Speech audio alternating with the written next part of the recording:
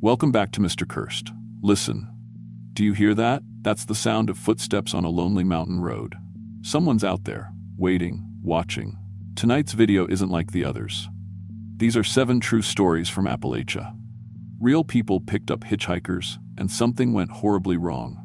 Some made it out alive. Others, well, they're still missing. The mountains remember everything, and they never forget.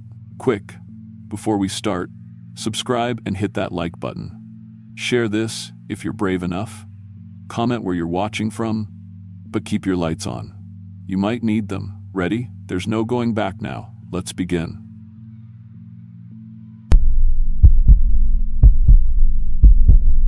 I was 25 when this happened, back in 2019, and I still can't drive through eastern Tennessee without checking my rearview mirror every few miles. My name's Marcus, and I've been running a landscaping business since I got out of the Army. Nothing fancy, just me, my truck, and whatever equipment I could afford. I grew up in these mountains, 3rd generation born in Cook County, and my daddy always told me the hills have their own rules. He used to say the mountains remember everything, every person who disappeared, every family that vanished overnight, every settlement that just stopped existing. See, what most people don't understand about Appalachia is that it's built on bones, literally. Cherokee burial grounds, Civil War battlefields, mining accidents that buried whole crews alive, logging camps where men just walked into the woods one day and never came back out. My great-granddaddy worked the copper mines near Ducktown until they shut down in 1987. He used to tell stories about miners who'd come up from the deep shafts. Different. Changed. Moving in ways that didn't look quite right. Speaking in voices that sounded like they were echoing from somewhere underground. But this particular story starts with me being broke and desperate. My regular clients had dried up over the winter, Sarah had moved out after one too many fights about money, and I was 3 months behind on rent. When Jim Hensley called about a job at his mountain resort outside Gatlinburg, offering twice my usual rate for emergency landscaping, I didn't ask too many questions. He said he needed the grounds cleaned up before the weekend guests arrived, and he was willing to pay premium for someone who could start at dawn and work fast. The thing about Jim's resort, Mountain View Cabins, was that it sat right on top of what locals called the dead zone. This was a stretch of mountain where the Cherokee used to bring their sick and dying, believing the land itself could heal people. But instead of healing them, folks just disappeared. During the logging boom in the 1922nd, Appalachian Timber Company set up a processing camp right there. Workers kept vanishing, not running off to find better work, but actually vanishing. They'd go to sleep in the bunkhouses and just be gone by morning, leaving behind all their belongings, their money, everything. The company finally abandoned the site in 1923 after losing 47 men in 6 months. Jim bought the land cheap in the 90s and built his cabins right on top of the old logging camp foundations. He said the stone foundations were too good to waste, and besides, the isolation was perfect for city folks who wanted to disconnect from modern life. What he didn't mention, what nobody mentioned, was that people still disappeared up there. Not often, maybe 1 or 2 every few years, but enough that the locals knew to avoid that stretch of mountain after dark. I should have known something was wrong when Jim insisted I start at 6 a.m. sharp, not because the work was urgent, but because, he said, the early shift workers prefer to finish their business before the sun gets too high. When I asked what he meant by that, his voice got strange over the phone, like he was reading from a script someone else had written. "Oh, you know," he said, "the efficiency consultants. They've been helping optimize the property. Wonderful workers. Very dedicated to improvement." That should have been my first warning sign. My daddy always said that when mountain people start talking in corporate speak, something's gone fundamentally wrong. I loaded my truck the night before, mower, trimmer, rakes, the works. The forecast called for clear weather, which was good since I'd be outside all day. I mapped the route. Take I-40 to exit 435, then follow the mountain roads for about 12 miles to Cove Creek Road. Jim's place would be the last driveway on the left, marked by a wooden sign and a big oak tree. The alarm went off at 4:30 a.m., and I was on the road by 5. The highways were empty, except for long-haul trucks carrying coal down from Kentucky. I made good time getting out of Knoxville and onto the mountain roads. The sun wouldn't be up for another hour and a half, so I was driving through that deep mountain darkness that feels like it has weight to it. About 20 miles in, I started seeing the hitchhikers. The first one was standing by the roadside near Miller's Gap, just outside the range of my headlights. I caught a glimpse of someone in work clothes holding what looked like a lunch pail. By the time my lights reached that spot, nobody was there. I figured it was just shadows and fatigue playing tricks on me. The second one was clearer. About 5 miles further up the mountain, my headlights caught a man in coveralls standing perfectly still beside the road. He had the pale, waxy complexion of someone who'd been working underground too long. What bothered me was how still he was, not shifting his weight, not looking around for cars, just standing there like a mannequin. As I passed him, he turned his head to follow my truck, but his body stayed perfectly rigid, like his neck was on a swivel. The third, fourth, and fifth hitchhikers were standing together. It was around 5:30 a.m. when I saw them, maybe 5 miles from where I needed to turn onto Cove Creek Road. 3 men in identical work clothes, dark pants, light shirts, work boots, that looked brand new, standing in a perfect line by the roadside. They weren't trying to flag down cars or holding their thumbs out. They were just waiting. As my headlights swept over them, all 3 turned to look at me in perfect unison. Not one after the other like normal people would do, but all at exactly the same moment, like they were controlled by the same brain. I slowed down, thinking maybe they were a road crew that had been working overnight and needed a ride back to town. Night construction wasn't unusual on these mountain highways, and I'd grown up believing you help fellow working people when they're stranded. But as I got closer, I could see they weren't carrying any construction equipment. No tool belts, no hard hats, no safety vests. Just 3 identical men in identical clothes, standing in an identical pose. I pulled over anyway. Maybe it was the mountain code my daddy had drilled into me: you don't leave people stranded in the mountains, period. Maybe it was because they looked like working men, and I respected that. Or maybe something else was making the decision for me. I rolled down my window and called out, "Y'all need a ride somewhere?" The one in the middle stepped forward slightly and spoke in a voice that was too flat, too measured, like he was reading words he didn't understand. "We require transportation," he said. The other 2 just nodded. And when I say they nodded, I mean they moved their heads in perfect synchronization, like parts of a machine. "Where you headed?" I asked. "We work in construction," the spokesman said, while the other 2 continued their synchronized nodding, building and rebuilding, always improving. Something about the way he said improving made my skin crawl. He pronounced it like it was a technical term, like he was discussing a manufacturing process rather than something human beings do. "What company y'all with?" I asked. All 3 looked confused at that question. Not puzzled, genuinely confused, like I'd asked them to solve calculus. "We work for improvement," they said in unison. All 3 voices overlapping to form one statement. "Making humans more efficient." That's when I should have driven away. That's when every survival instinct my mountain-raised daddy had beaten into me should have kicked in. But I didn't. Maybe because I was tired, maybe because I was focused on getting to my job, or maybe because something about their presence was affecting my ability to think clearly. "Look," I said, "I can give y'all a ride part of the way. I'm heading up to Mountain View Cabins for a job." "We know this location," the middle one said. "We have worked there before. Much improvement needed." Before I could ask what he meant, all 3 of them moved to the back of my truck in that same synchronized way they'd turned their heads. They climbed into the bed without asking permission and settled into identical positions, sitting against the tailgate, hands on knees, staring straight ahead with identical blank expressions. I should have told them to get out. I should have driven to the nearest police station. Instead, I put the truck in gear and started driving, telling myself these were just some eccentric mountain people who'd been working all night and were a little punchy from exhaustion. But as we drove, I started noticing things that couldn't be explained by fatigue or eccentricity. When I scratched my nose, all 3 of them scratched theirs at exactly the same moment.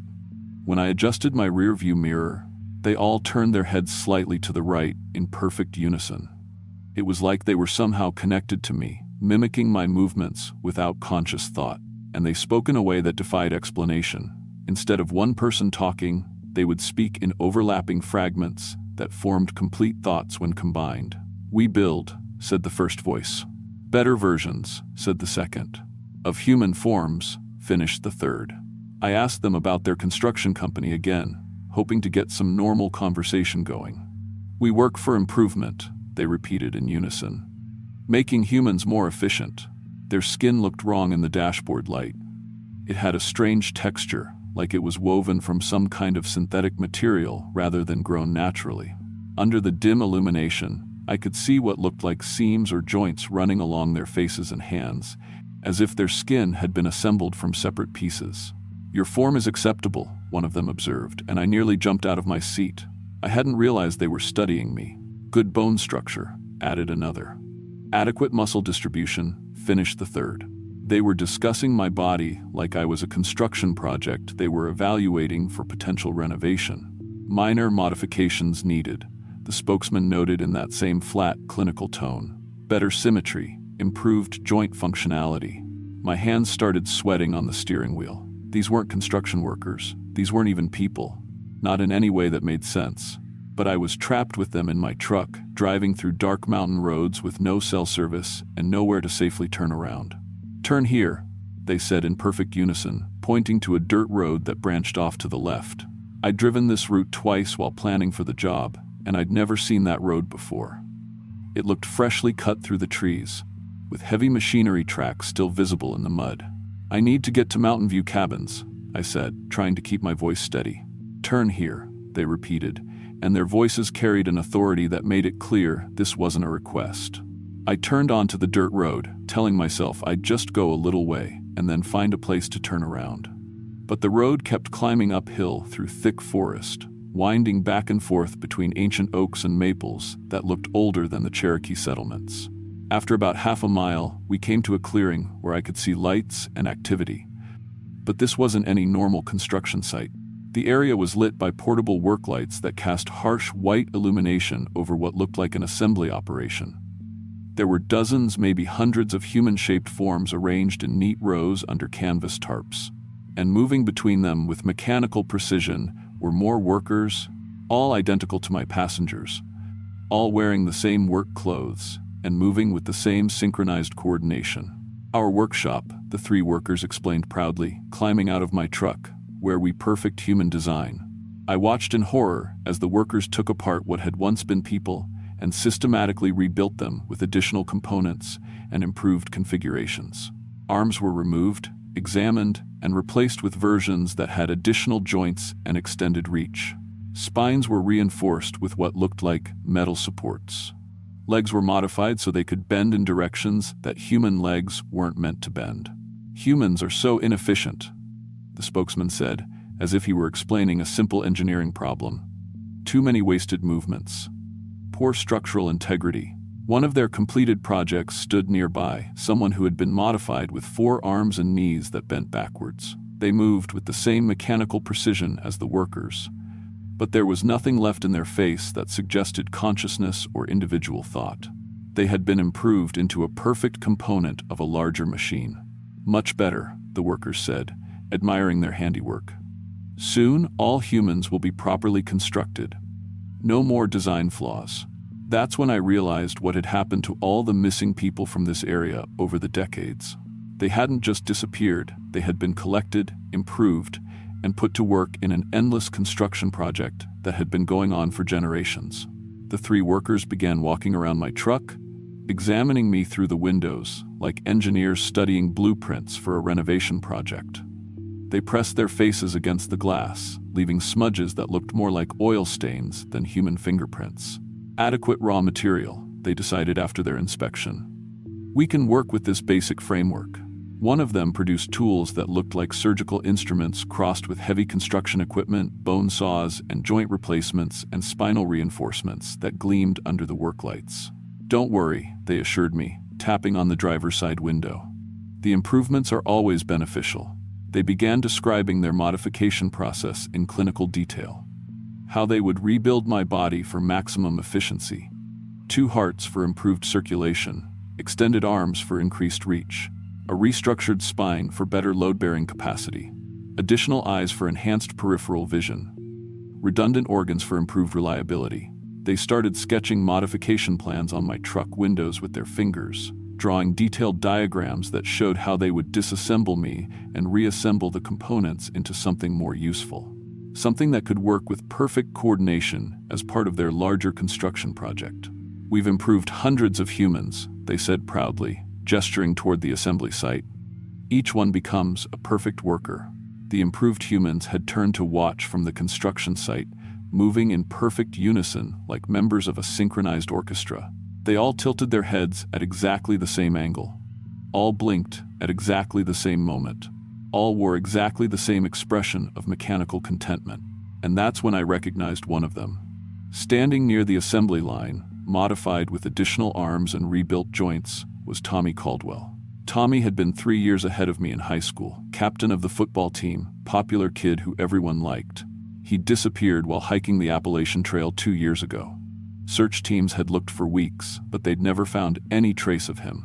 Now he was there, working with perfect efficiency, but no trace of the personality that had made him Tommy. His face was the same, but everything that had been human about him was gone. He'd been improved into a component. "Your new form will be much superior," the workers promised as they began opening my truck doors. "No more fatigue, no more wasted motion, perfect efficiency." Tommy turned to look at me, and for just a moment, I thought I saw something flicker in his eyes. Not consciousness exactly, but maybe some distant memory of what he used to be before they made him better. That's when I floored the accelerator. My truck lurched forward, tires spinning in the dirt, crashing through their assembly line and scattering modified workers and construction equipment. The 3 efficiency experts who'd been reaching for me fell away from the truck, tumbling across the ground with movements that looked more like broken machinery than injured people. "Return for completion," they called after me as I smashed through scaffolding and workstations. "Your improvements are not finished." I kept my foot pressed to the floor, bouncing and sliding down the dirt road as fast as I dared, branches scraping against my windows and rocks clattering under my tires. In my mirrors, I could see them already beginning to repair their workshop with inhuman speed and precision. The improved humans were helping with perfect coordination, clearing debris and setting up new equipment as if my escape had been nothing more than a minor workplace accident. Tommy was there among them, working to rebuild what I'd destroyed, moving with the same mechanical efficiency as all the others. Whatever had made him human was gone now, replaced with something that functioned better but felt nothing. I made it back to the main highway and didn't stop until I was 50 miles away from those mountains. When I finally pulled over at a truck stop near Knoxville, I realized my hands were shaking so badly I could barely hold the steering wheel. I never made it to the landscaping job that day. I called Jim from the truck stop and told him I'd had truck trouble. He sounded disappointed, but understanding, and we rescheduled for the following week. But when I called him back a few days later, the number was disconnected. I drove by the address he'd given me and found nothing but an empty lot with old stone foundations, the remains of the Appalachian Timber Company logging camp. I told Sarah everything when I got home, but she thought I'd had some kind of breakdown. She wanted me to see a doctor, maybe get some help for stress and exhaustion.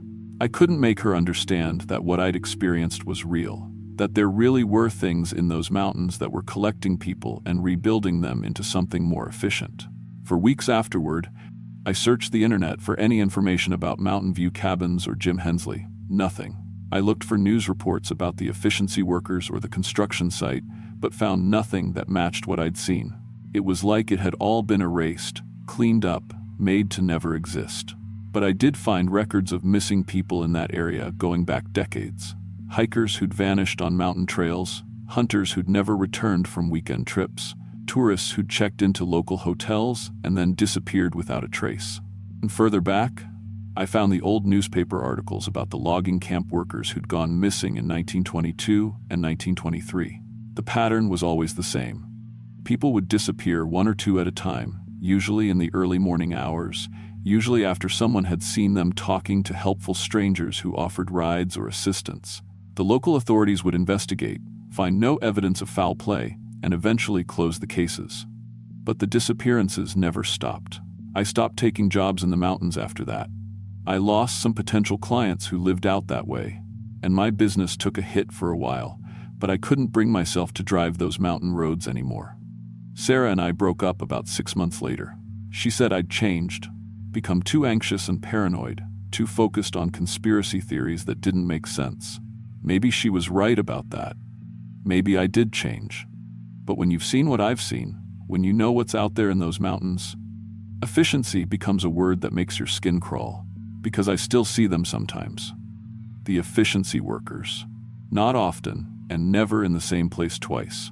But sometimes when I'm driving home late from a job in town, I'll catch a glimpse of someone in work clothes standing by the roadside, perfectly still, waiting for the next person who's decent enough to offer a ride to strangers. And every time I see them, they turn to look at me in perfect unison, and I know they remember me. I know they're still waiting for me to return so they can finish the improvements they started, so they can make me into something better, something more efficient, something that works with perfect coordination as part of their endless construction project. Sometimes I think about Tommy and all the others who've been improved over the years. I wonder if they're happy in their new forms, if they feel anything at all, or if happiness is just another inefficiency that the workers have eliminated. I wonder if they remember their old lives, their families, their dreams, or if all of that has been discarded as unnecessary components. Looking back now, I understand what my daddy meant when he said the mountains remember everything. They remember the Cherokee who brought their dying to that land, hoping for healing. They remember the loggers who vanished one by one in 1923. They remember Tommy Caldwell and all the others who thought they were just getting a helpful ride from strangers. And somewhere up there, in a construction site that doesn't appear on any map, the efficiency workers are still building, still improving, still making humans into better versions of themselves, one modification at a time. I never drive those mountain roads during the early morning hours anymore, but I know they're still out there, standing by roadsides with their thumbs out, waiting for the next decent person who believes in helping strangers, waiting to offer improvements that no human being should ever accept. The mountains remember everything, and they're always looking for new workers to join their endless construction project.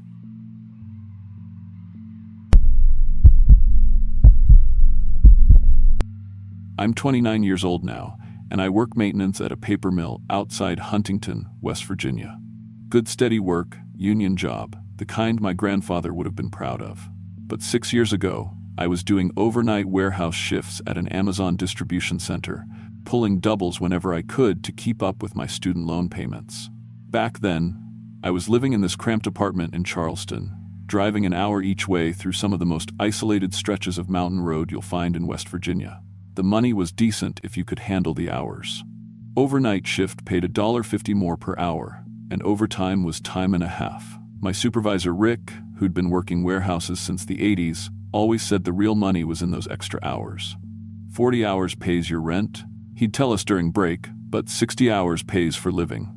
He wasn't wrong about that, especially when you're looking at $800 a month in loan payments. I'd been doing that drive for about 8 months when this happened. Route 119 through the coal country, past old mining towns that were mostly just gas stations and Dollar Generals by then. During the day, you'd see decent traffic, but after midnight, it was just me and the occasional coal truck hauling loads through the mountains. The drive had become automatic by October 2019. Same curves, same hills, same radio stations cutting in and out as you went deeper into the haulers. My girlfriend Sarah used to worry about me driving so late. Too many crazy people out there, she'd say, but I'd never had problems. Mountain folks look out for each other, and even in the rough towns, people were generally decent when you treated them right. My mom had raised me to help when you could. Give directions, offer a ride to someone whose car broke down, basic human decency stuff. That Thursday night started normal enough. I'd picked up a double because someone called out, so I'd been there since 6 in the morning. By the time I clocked out at 12:47 a.m., I'd been awake for 19 hours straight, running on energy drinks and whatever was left in my tank. You hit this weird wall around hour 15 where you're so tired you feel awake again, like your body just gives up on being exhausted. The parking lot was nearly empty when I got to my car, just 5 or 6 vehicles left from the night shift. October nights get cold fast in these mountains, and there was already frost forming on windshields. My old Honda Civic took a minute to warm up, and I sat there letting the engine idle while I checked my phone. Sarah had texted asking when I'd be home. I started to reply, but the message wouldn't send. Just sat there with that spinning wheel, like the signal was too weak. That should have been my first warning, but I was too tired to think much about it. The drive home took me through some of the most remote country in West Virginia. Once you get off the main highways, it's just two-lane roads cutting through forests that go on for miles. During coal boom times, these haulers were full of people, but now most of the towns barely exist. You'll pass old company houses with the roofs caved in, abandoned mine entrances, equipment rusting in fields where nothing grows anymore. I was about 30 minutes into the drive when my radio started acting strange. It kept scanning between stations on its own, picking up fragments of conversations that didn't sound like normal radio. Voices talking over each other, some in languages I couldn't identify, others just wrong somehow. Static would cut in, then clear up to catch pieces of what sounded like old-time radio shows, the kind my grandmother used to listen to. Then more static, more voices. I tried manually tuning to my usual classic rock station, but it wouldn't hold. The radio kept drifting, scanning up and down the dial like it was looking for something. Finally, I just turned it off, but even then I could swear I heard faint voices coming from the speakers. The air felt different too, thicker and harder to breathe, like the pressure was all wrong. My car's thermometer showed 38 degrees outside, but I was sweating. When I cracked the windows, the air that came in was warm and humid, smelling like wet earth and something else I couldn't identify, something organic and unpleasant. That's when I saw movement ahead in my headlights. At first, I thought it might be a deer crossing the road. But as I got closer, I could see it was a person. A woman walking along the right shoulder, moving in the same direction as traffic. She was wearing jeans and a dark sweater, carrying what looked like a small backpack. Nothing unusual about that in itself. Cars break down, people need rides, especially on these isolated mountain roads where cell service is spotty. But something about her movement was wrong. She wasn't walking like someone looking for help.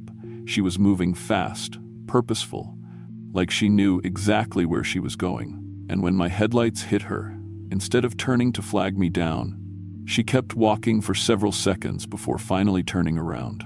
When she did turn, she immediately started waving her arms, but not in the casual way you'd signal for help. She was desperate, frantic, running toward my car like something was chasing her through the darkness behind us. I slowed down, partly out of basic decency, and partly because my mom had drilled into me that you help people when you can. But as I pulled over, I could see genuine terror in the way she was moving. This wasn't someone asking for a ride, this was someone running for their life. I rolled down the passenger window as she reached the car. She was breathing hard, her face flushed and sweaty despite the cold night air. When she spoke, her voice was shaking. "Please," she said, glancing back over her shoulder. "I need a ride. Something's been hunting me through these mountains for 3 days." The word hunting hit me like ice water. I looked in my mirrors, but all I could see was empty road disappearing into darkness. No lights, no movement, nothing but the forest pressing in on both sides. "Hunting you?" I asked. "What do you mean?" "Please, just let me in," she said, her eyes darting between my face and the road behind her. "I can explain while we drive, but we need to leave now. It comes out at night, and it's been getting closer." Every instinct I had was screaming that this was wrong, but she seemed genuinely terrified, and I couldn't just leave someone stranded on a mountain road at 1 a.m, especially someone who looked that scared. I reached over and unlocked the passenger door. She climbed in quickly and immediately hit the lock button, then started adjusting both side mirrors to look behind us. Her hands were shaking badly, and I could smell fear sweat coming off her in waves. "Drive," she said. "Not crazy fast, but don't go slow either. It doesn't like to follow onto the main highways, but we're still too far back in here." I put the car in gear and started driving, keeping my speed reasonable, but definitely moving faster than I normally would on these curves. "What's your name?" I asked, trying to sound calm. "I'm Chris." "Lisa," she said, still watching the mirrors. "Thank you for stopping." Most people don't anymore, especially this time of night. Smart of them. Really. "What exactly has been hunting you? Is someone trying to hurt you? Should we call the police?" She let out a sound that was half laugh, half sob. "Police won't believe it. Hell, I didn't believe it when it first started following me. But I've been running through these woods for 3 days now, hiding during the day, moving at night when I have to. I've seen what it really is." "What is it?" Lisa was quiet for a long moment, staring out at the dark forest rushing past us. When she finally spoke, her voice was barely above a whisper. "During the day, it looks like a man. Tall, maybe 6'3", wearing old work clothes like a miner or logger, keeps its distance. watching from the tree line. But at night, she shivered. At night, it shows its real face. I was starting to think I'd picked up someone having a mental health crisis, but her fear seemed so genuine, so specific, and there was something about the way she described it that made the hair on my arms stand up. What does it look like at night? Like someone tried to build a person, but got the proportions wrong, she said.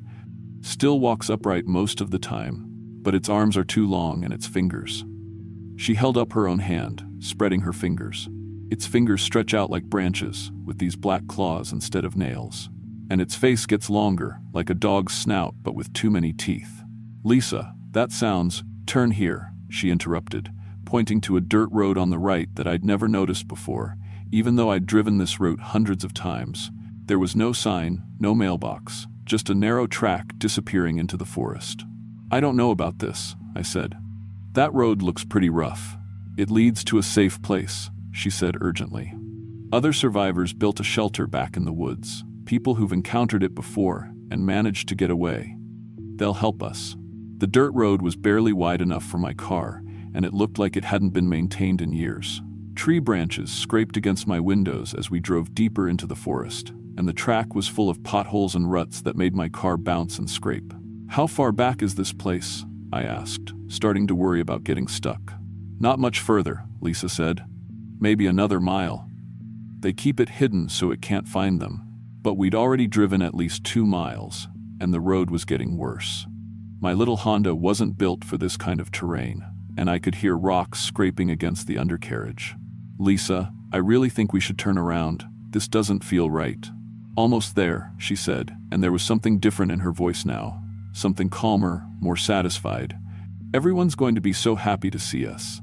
The way she said, everyone made my stomach clench, but we'd come too far to turn around safely now, and the road was too narrow to make a 3-point turn without risking getting stuck in the ditch.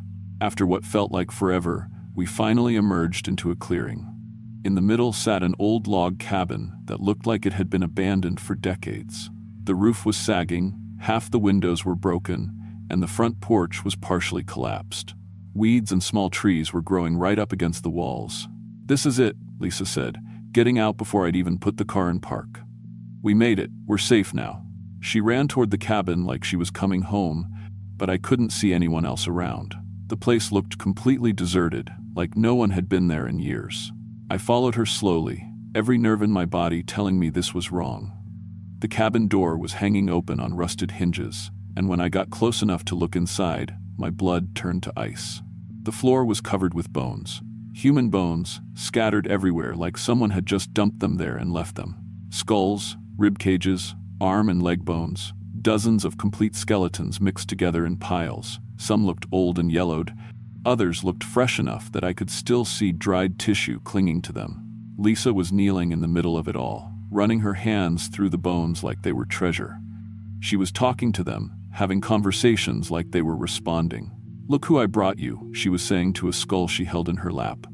"Another helpful driver. He picked me up just like you did, Mark, just like all of you did." I realized then that these weren't random bones. They belonged to other drivers, other people who'd stopped to help a woman stranded on the road. People exactly like me. "Lisa," I said carefully, backing toward the door. "What happened to these people?" She looked up at me, and in the moonlight coming through the broken windows, I could see her face clearly for the first time. Her smile was too wide, showing too many teeth that looked too sharp. Her eyes reflected the light like an animal's, and her fingernails, which I now realized weren't fingernails at all, were black claws at least 3 inches long. "Don't worry," she said, standing up slowly and letting the skull roll off her lap. "It doesn't hurt much." Most people barely feel the transition. As she stood, her whole body started changing. Her skin took on a gray, mottled texture like tree bark, and her proportions shifted. Her arms grew longer, her torso stretched, and her face began to elongate. But the worst part was watching her move. She was still upright, but she moved like something that had learned to walk by watching humans and couldn't quite get it right. "I've been hunting these roads for longer than you can imagine," she said, her voice becoming something that barely sounded human. "Drivers are so helpful, so trusting. They always stop for a woman in distress, especially mountain folk. Your mothers raise you right." I ran for my car, but when I grabbed the door handle, it wouldn't budge. The electronic locks weren't responding, and my key fob did nothing. When I tried to start the engine, it just made clicking sounds while Lisa, or whatever Lisa really was, laughed from inside the cabin. "The car will work again after I feed," she called out. "I always need the vehicle to get back to the road afterward. Can't catch the next helpful soul on foot." I could hear her moving around inside the cabin, bones clattering as she walked through them. Then came a sound that made my blood freeze, scratching, like claws on wood, getting closer to the door. "I can smell your fear from here," she said, and now her voice was right outside the cabin. "That's the best part, you know. The terror makes everything taste so much richer." That's when I noticed the other cars. Looking deeper into the woods around the clearing, I could see dozens of vehicles parked between the trees. Old models mostly, rusted and stripped, their windows broken and their tires rotted away. Decades worth of cars belonging to people who'd stopped to help and never made it home. The passenger window exploded inward in a shower of glass. Lisa's transformed arm shot through the opening, impossibly long and ending in claws that could have belonged to a bear. She grabbed my shoulder, those claws punching through my jacket and into flesh like knives. But I was ready for her. I'd grabbed the tire iron from under my seat while she was talking, and I swung it with everything I had, catching her across what used to be her wrist.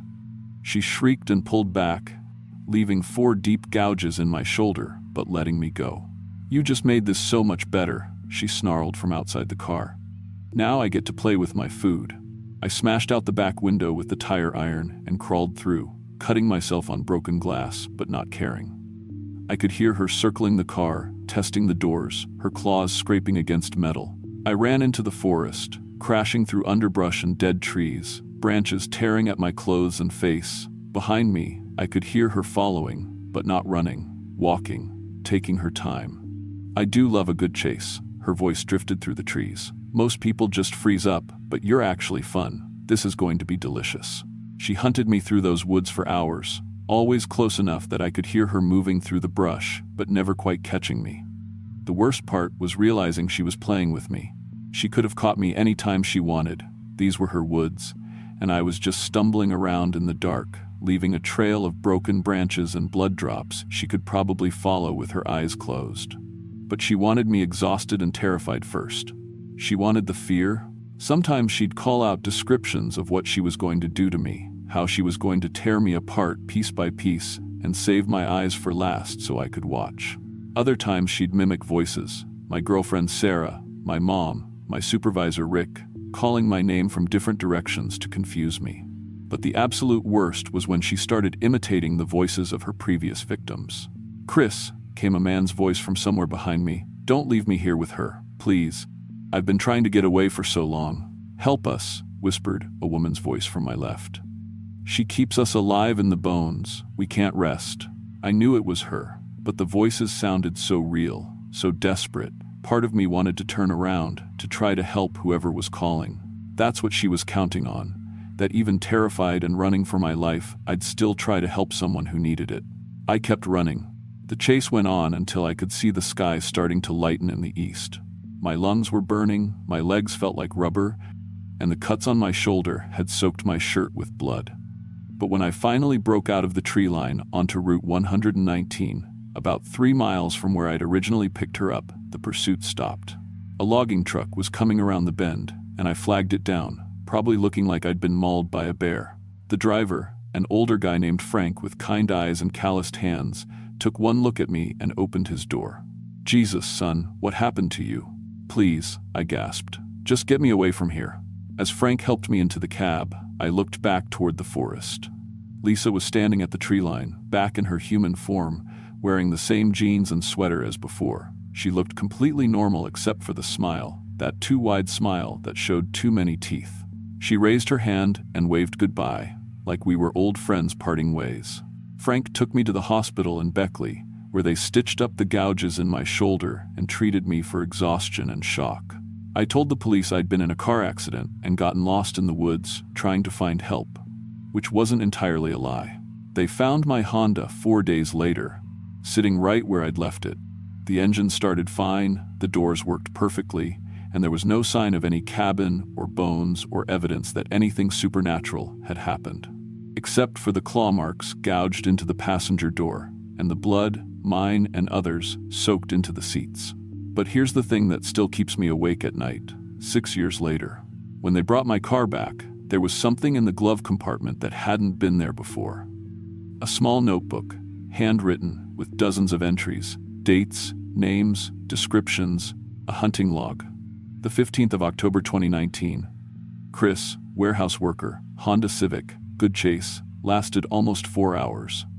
Meat was well seasoned with fear, left vehicle for next use. The 3rd of September 2019. Mark, insurance salesman, Ford Focus. Tried to fight back, which was amusing. Bones added to collection. The 12th of August 2019. Jennifer, nurse, Toyota Camry. Very trusting, followed instructions perfectly. Easy meal. The entries went back decades. Different handwriting as the years passed, like she'd learned to write better over time. Or maybe learned to mimic human writing more convincingly. I moved to Virginia a month later and got a job at the paper mill where I work now.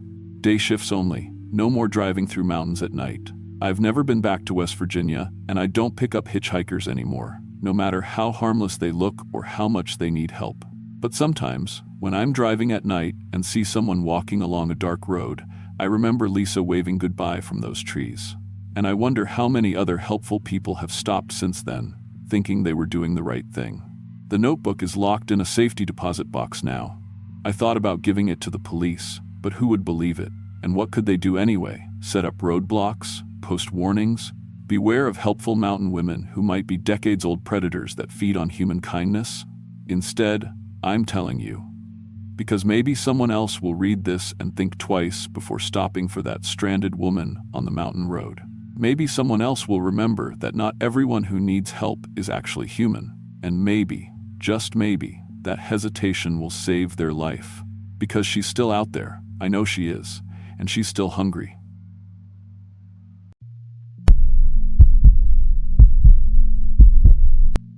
I was 26 when I picked up my last hitchhiker. That was 8 years ago, and I haven't offered a ride to a stranger since.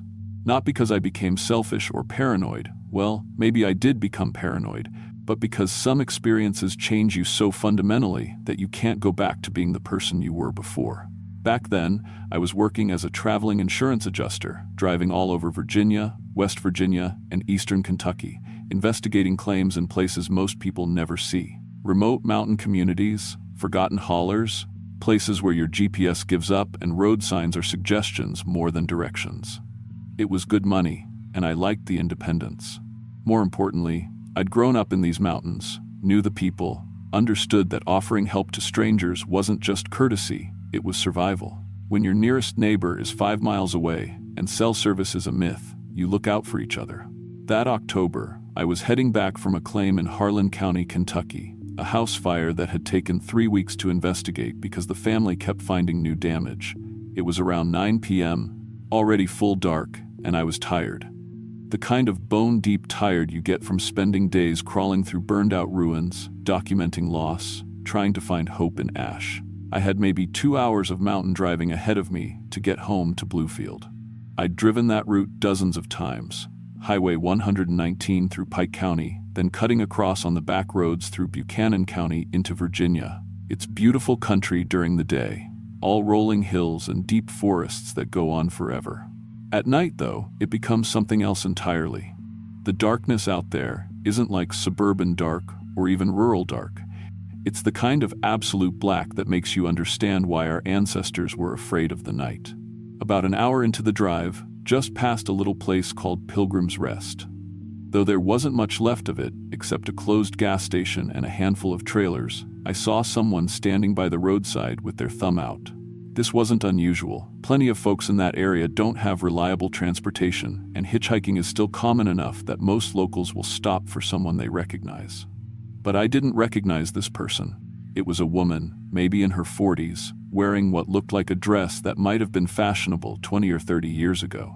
Even from a distance, there was something about her posture that seemed off, too straight, too still, like she was balancing something on her head that I couldn't see. But she was alone. It was getting cold, and I'd been raised to help people. I slowed down and pulled over. "Need a ride?" I called out as she approached the passenger side. "Oh yes, thank you so much," she said, and her voice was pleasant enough. Educated, with the soft mountain accent that suggested old family, deep roots. I'm trying to get to Grundy. My car broke down about 5 miles back. Grundy was a good 40 minutes out of my way, but it was on a main road where she'd have a better chance of getting help or finding a motel for the night. No problem, I told her. Hop in. She settled into the passenger seat with careful, precise movements, like someone who'd learned proper posture in finishing school and never forgotten it. Up close, I could see she was probably older than I'd first thought, maybe 50 or even 60. But her skin had that timeless quality some mountain women develop, weathered but ageless. Her dress was definitely vintage, probably from the 1972, and in remarkably good condition for someone whose car had broken down. I appreciate this more than you know, she said as I pulled back onto the highway. People don't stop like they used to. There was something about the way she said it that made me glance over at her. She was sitting perfectly upright, hands folded in her lap, staring straight ahead. Not unusual behavior, exactly, but most hitchhikers are chatty, grateful, eager to explain their situation. She seemed almost formal. Car trouble's the worst out here, I said, trying to make conversation. What happened? Maybe I know someone in Grundy who can help you out. Oh, it's an old car, she replied vaguely. These things happen. I waited for her to elaborate, but she didn't. We drove in silence for several miles, and I found myself becoming increasingly aware of her presence. She never shifted position, never adjusted her seatbelt, never did any of the small, unconscious movements that people normally do when they're sitting still. It was like riding with a mannequin. You from around here? I asked, partly out of politeness and partly because the silence was starting to feel oppressive. I've lived in these mountains my whole life, she said. I know every road, every family. The Adkins family were always particularly helpful, especially young Bobby. Such a kind heart.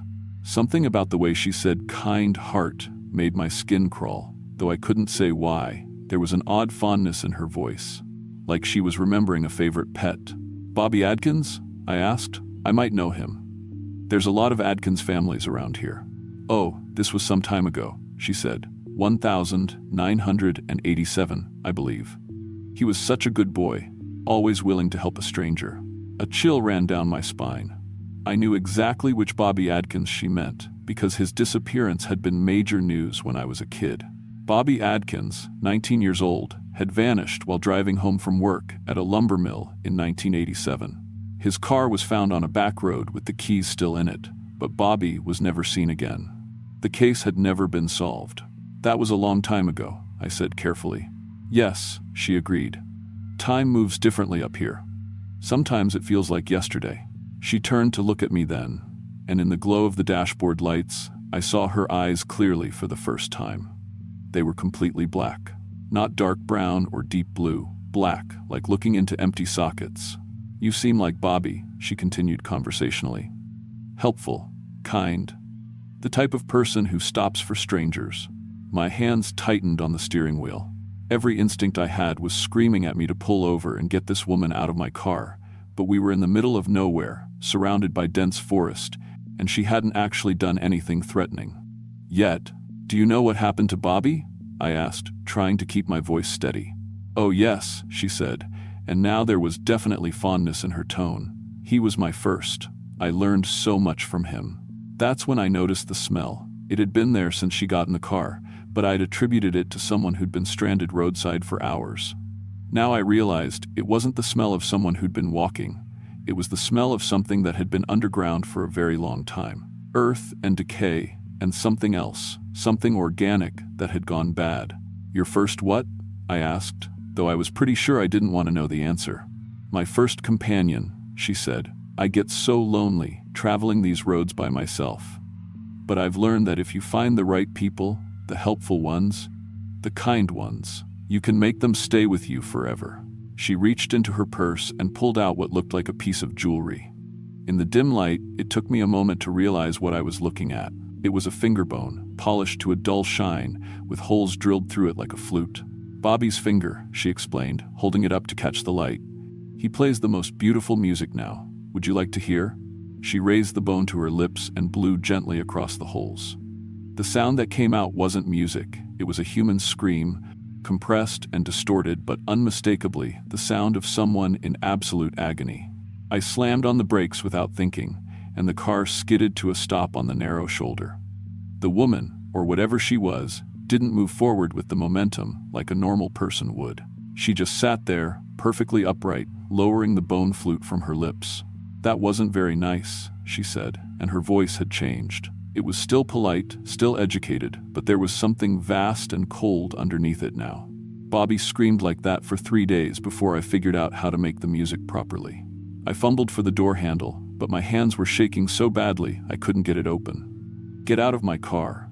"I don't think so," she said. "I've been waiting for someone like you for a very long time. Someone young, someone helpful, someone with strong bones that will make good instruments." She reached into her purse again and pulled out what looked like a small wooden pipe. When she blew into it, the sound was different, deeper, more resonant, but still unmistakably a human voice crying out in pain. "That's David Coleman," she said proudly. 1994. He picked me up near Breaks Interstate Park. Such a sweet boy, studying to be a teacher. His leg bones make lovely wind instruments. I finally got the door open and threw myself out of the car, but my legs nearly gave out when I tried to run. The cold night air hit me like a physical blow, and I realized that my breath wasn't misting the way it should have been. The temperature had dropped at least 20 degrees since I'd picked her up. Behind me, I heard her getting out of the car with those same careful, precise movements. "Don't run," she called after me. "It only makes the music more discordant." I looked back and saw that she wasn't walking normally. She was gliding about 6 inches above the ground, her feet never quite touching the asphalt. Her dress was billowing around her, even though there wasn't any wind, and her hair was moving like she was underwater. That's when I understood that whatever this thing was, it wasn't human. Maybe it had been once, a long time ago, but now it was something else entirely. Something that collected people like me, helpful people, kind people, and turned them into musical instruments. I ran into the forest, crashing through underbrush and low-hanging branches, not caring about the noise I was making. Behind me, I could hear her calling my name, though I'd never told it to her. "Michael," her voice drifted through the trees, still pleasant and polite. "Michael James Patterson, 26 years old, lives at 412 Elm Street in Bluefield. You have a sister named Sarah who works at the hospital, and your mother calls you every Sunday at 7 p.m. She knew things about me she couldn't possibly know, things I'd never told anyone, things that weren't in any public record. Your father died when you were 16, the voice continued, getting closer. Car accident on Route 52. You still visit his grave every year on the anniversary. Such a devoted son. Such strong familial bones." I kept running, deeper into the forest, branches whipping at my face and rocks turning under my feet. The darkness was absolute. I couldn't see my hand in front of my face, but somehow I kept finding spaces between the trees, paths through the undergrowth that couldn't have been there naturally. "I know you're scared," her voice said, and now it seemed to be coming from all around me, echoing off the trees. Bobby was scared too, at first, but the fear fades, and then there's only the music. Beautiful, eternal music. I stumbled into a small clearing and immediately wished I hadn't. Scattered around the open space were what looked like musical instruments, but as my eyes adjusted to the starlight, I realized what they actually were. Bones. Human bones, carved and hollowed and shaped into flutes, drums, stringed instruments I didn't recognize. Some were obviously old, yellowed with age, while others looked fresh enough that I could still see traces of dried blood. "My orchestra," she said, materializing at the edge of the clearing like mist becoming solid. 43 musicians so far, each one a kind soul who stopped to help a stranger. Each one playing their own unique song. She raised several of the bone instruments to her lips and began to play them in sequence. The sounds that came out were unmistakably human voices, not imitating screams, but actual human voices, somehow preserved and channeled through the bones. I could make out individual words, pleas for help, cries for mercy, and underneath it all, a harmony of despair that was almost beautiful in its perfection. "Bobby's in there," she said, pausing in her performance, "and David and Jennifer and Marcus and all the others." They're never lonely now. They're part of something bigger than themselves. She began walking toward me, still floating just above the ground, her collection of bone instruments floating around her like some nightmarish mobile. "It won't hurt for long," she promised. "The hard part is the harvesting, but after that, you'll be able to make music forever. Isn't that wonderful?"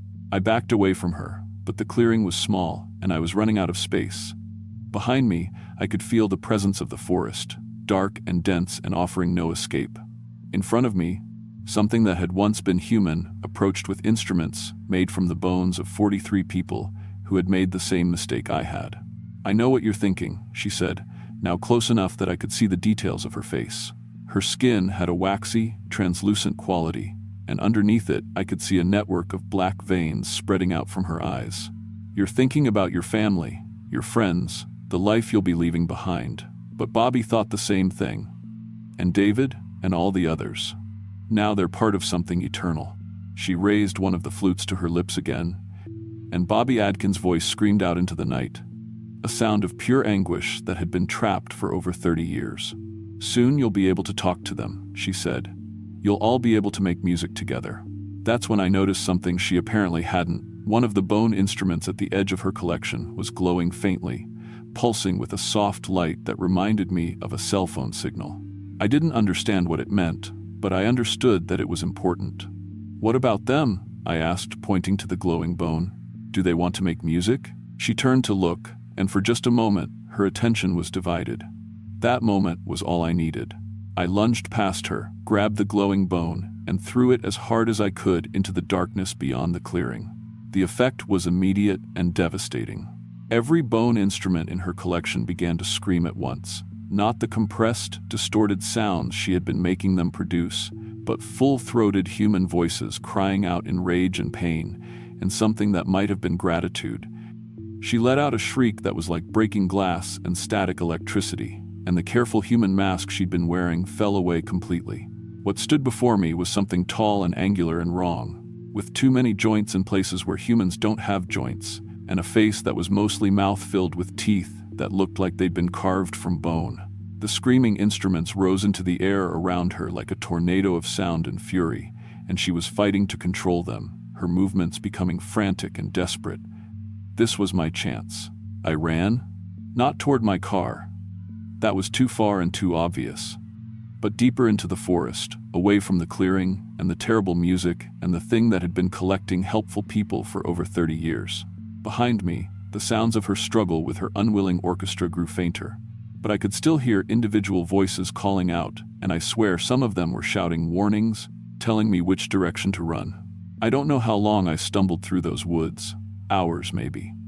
The darkness was so complete that I was essentially blind, but somehow I kept finding paths, kept avoiding the worst obstacles, like something was guiding me. Every time I stopped to catch my breath, I could hear voices in the distance. Not screaming anymore, but talking, whispering, giving directions. "Left at the big oak," one voice said. "Follow the creek bed," said another. "Almost there," a third one whispered. "Almost safe." Just before dawn, I stumbled out of the forest onto a road I recognized, Highway 460, about 10 miles from where I'd abandoned my car. My clothes were torn, my hands and face were cut from branches, and I was shivering so hard my teeth were chattering, but I was alive. A trucker found me there and gave me a ride to the nearest town, where I called the sheriff and tried to explain what had happened. They were polite but skeptical, and when they went to investigate, they found my car exactly where I'd left it. The passenger door was still open, there were no footprints or other signs of struggle, and no evidence that anyone else had ever been in the vehicle. But they did find something interesting in the woods near the clearing I'd described. The remains of several campsites dating back decades, along with personal belongings that matched missing person reports going back to the 1970 seconds. Bobby Adkins' wallet was there, along with David Coleman's class ring, and at least a dozen other items that connected to unsolved disappearances throughout the region. The official explanation was that someone had been collecting trophies from hitchhikers for years, probably a serial killer who had finally moved on or died. The case was transferred to the FBI and eventually went cold, like most of them do. But I know what really happened in those woods.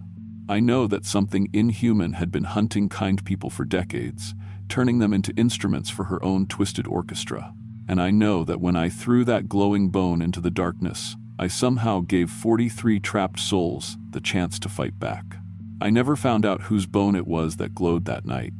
But sometimes I think it must have been Bobby Adkins. He was the first, the one she'd learned on, and maybe that gave him some kind of power over the others. Maybe he'd been waiting all those years for someone to give him the chance to lead a rebellion. I still live in the mountains, still work in insurance, but I drive different routes now. I've never been back to that stretch of Highway 119, and I never will be. Not because I'm afraid she's still there. I'm pretty sure the voices I heard that night were the sounds of 43 people finally getting their revenge, but because some experiences change you so fundamentally that you can't risk repeating them. I don't pick up hitchhikers anymore. Not because I've stopped caring about people who need help, but because I've learned that not everything that looks human actually is human. And sometimes, the kindness that mountain people are known for can be weaponized by things that understand human nature better than we understand ourselves. The worst part isn't the nightmares, though I still have them. The worst part isn't the way I jump every time I see someone standing by the roadside, though I do that too. The worst part is knowing that there might be other things out there, other predators who've learned to exploit our better angels, who understand that the best way to catch good people is to put them in situations where their goodness becomes a trap. 8 years later, I still hear music sometimes when I'm driving alone at night through the mountains. Not the screaming, agonized sounds she was making her victims produce, but something else, a harmony of voices that sounds almost like a lullaby, or maybe a hymn. I think it's Bobby and David and Jennifer and all the others, finally free to make the music they want to make instead of the music they were forced to make. But I also know that somewhere out there, in the deep dark places where the maps don't go and the cell towers don't reach, there are things waiting for the next helpful soul to stop their car for a stranger. And the next time you see someone standing by the roadside with their thumb out, especially if it's late at night and they're dressed wrong for the weather and they stand just a little too still, maybe you should keep driving. Sometimes the kindest thing you can do is refuse to be kind. The last thing I'll say about this is that I've done some research since that night, talked to old-timers in the mountains, people whose families have been here for generations. And they tell stories. Not the sanitized folktales you hear in tourist areas, but the real stories, the ones parents use to teach their children to be careful. They talk about the bone woman, the music maker, the collector who walks the roads at night looking for people with good hearts and strong bones. According to the stories, she's been part of these mountains for as long as anyone can remember, maybe longer than humans have lived here at all. And they say she's not the only one. There are things in the deep woods that wear human faces but aren't human, things that understand our weaknesses better than we do, that know exactly how to make us stop, how to make us help, how to turn our virtues against us. The mountains are full of them, and they've been feeding on human kindness for longer than we can imagine. But they also say that sometimes, if you're very lucky and very smart and very desperate, you can turn their own tactics against them. You can use their hunger for good people to trap them instead of being trapped by them. And maybe that's what Bobby Adkins did that night in the clearing. Maybe he'd spent 30 years learning how to fight back, and all he needed was someone to give him the chance. I hope so. I hope they're all free now, all 43 of them, making their own music somewhere beyond the reach of things that collect helpful souls. And I hope that if there are other collectors out there, other predators masquerading as victims, that Bobby and his orchestra are watching the roads, ready to help the next person who's kind enough to stop for a stranger and unlucky enough to stop for the wrong one. Because in the end, that's what mountain people do. We look out for each other. Even after death, even after being turned into instruments of someone else's cruel symphony, we find ways to help. We find ways to make sure the good people make it home safely. Just not always the way they expected to get there.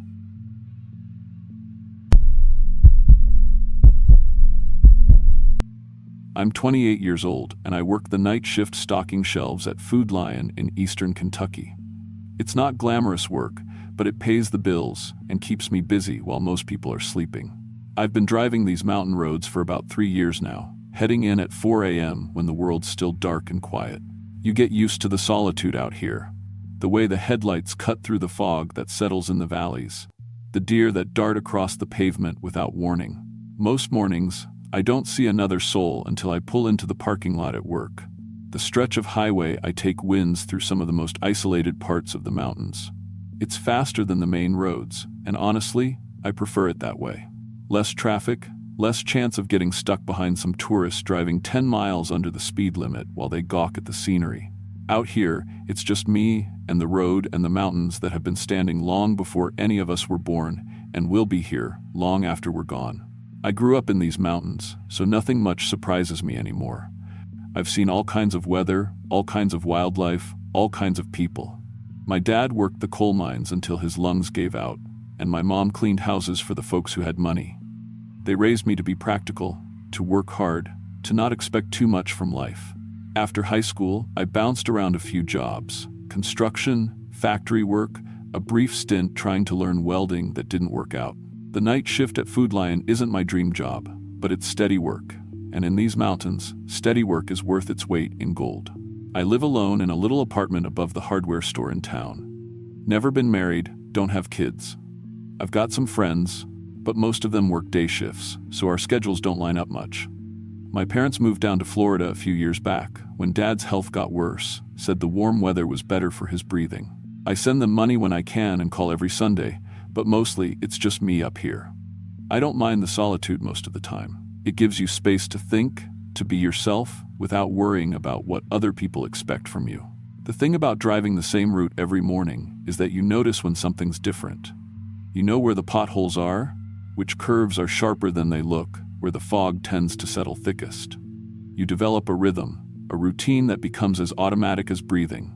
So when I saw the Mercedes pulled over on the side of the road that Wednesday morning at 3:45 a.m., it stood out like a neon sign in a graveyard. I was running a few minutes late because my alarm clock had been acting up, and I was pushing it a little harder than usual on the winding road. The Mercedes was parked on a straight stretch about 10 miles from town, hazard lights blinking in the pre-dawn darkness. A man in a business suit was standing beside it, waving at me as my headlights swept over him. This was unusual for several reasons. First, you don't see expensive cars like that on these back roads. The folks who can afford Mercedes stick to the interstates and main highways. Second, nobody wears business suits out here unless they're headed to a funeral or a court date. And third, what kind of business meeting happens at 4 a.m. in the middle of nowhere? But the guy looked like he was in genuine trouble, and my mama raised me to help people when they need it. I pulled over about 20 feet ahead of his car and put on my flashers. In my rearview mirror, I could see him walking toward my truck, moving carefully in the gravel. He was well dressed, I'll give him that. Dark suit, white shirt, tie that looked like it cost more than I make in a week. His hair was perfectly styled despite whatever car trouble he'd been having, and when he got close enough, I could smell expensive cologne through my open window. "Thank you for stopping," he said, and his voice was smooth and professional, like a radio announcer or a bank manager. "I'm having some car trouble, and I really need to get to town. I have an important business meeting this morning." I told him I was headed that way anyway, and could give him a ride to a phone or a service station. He seemed grateful, almost relieved, and climbed into the passenger seat with a briefcase that looked as expensive as everything else about him. He introduced himself as Mr. Vance and said he worked in acquisitions and collections for a private company.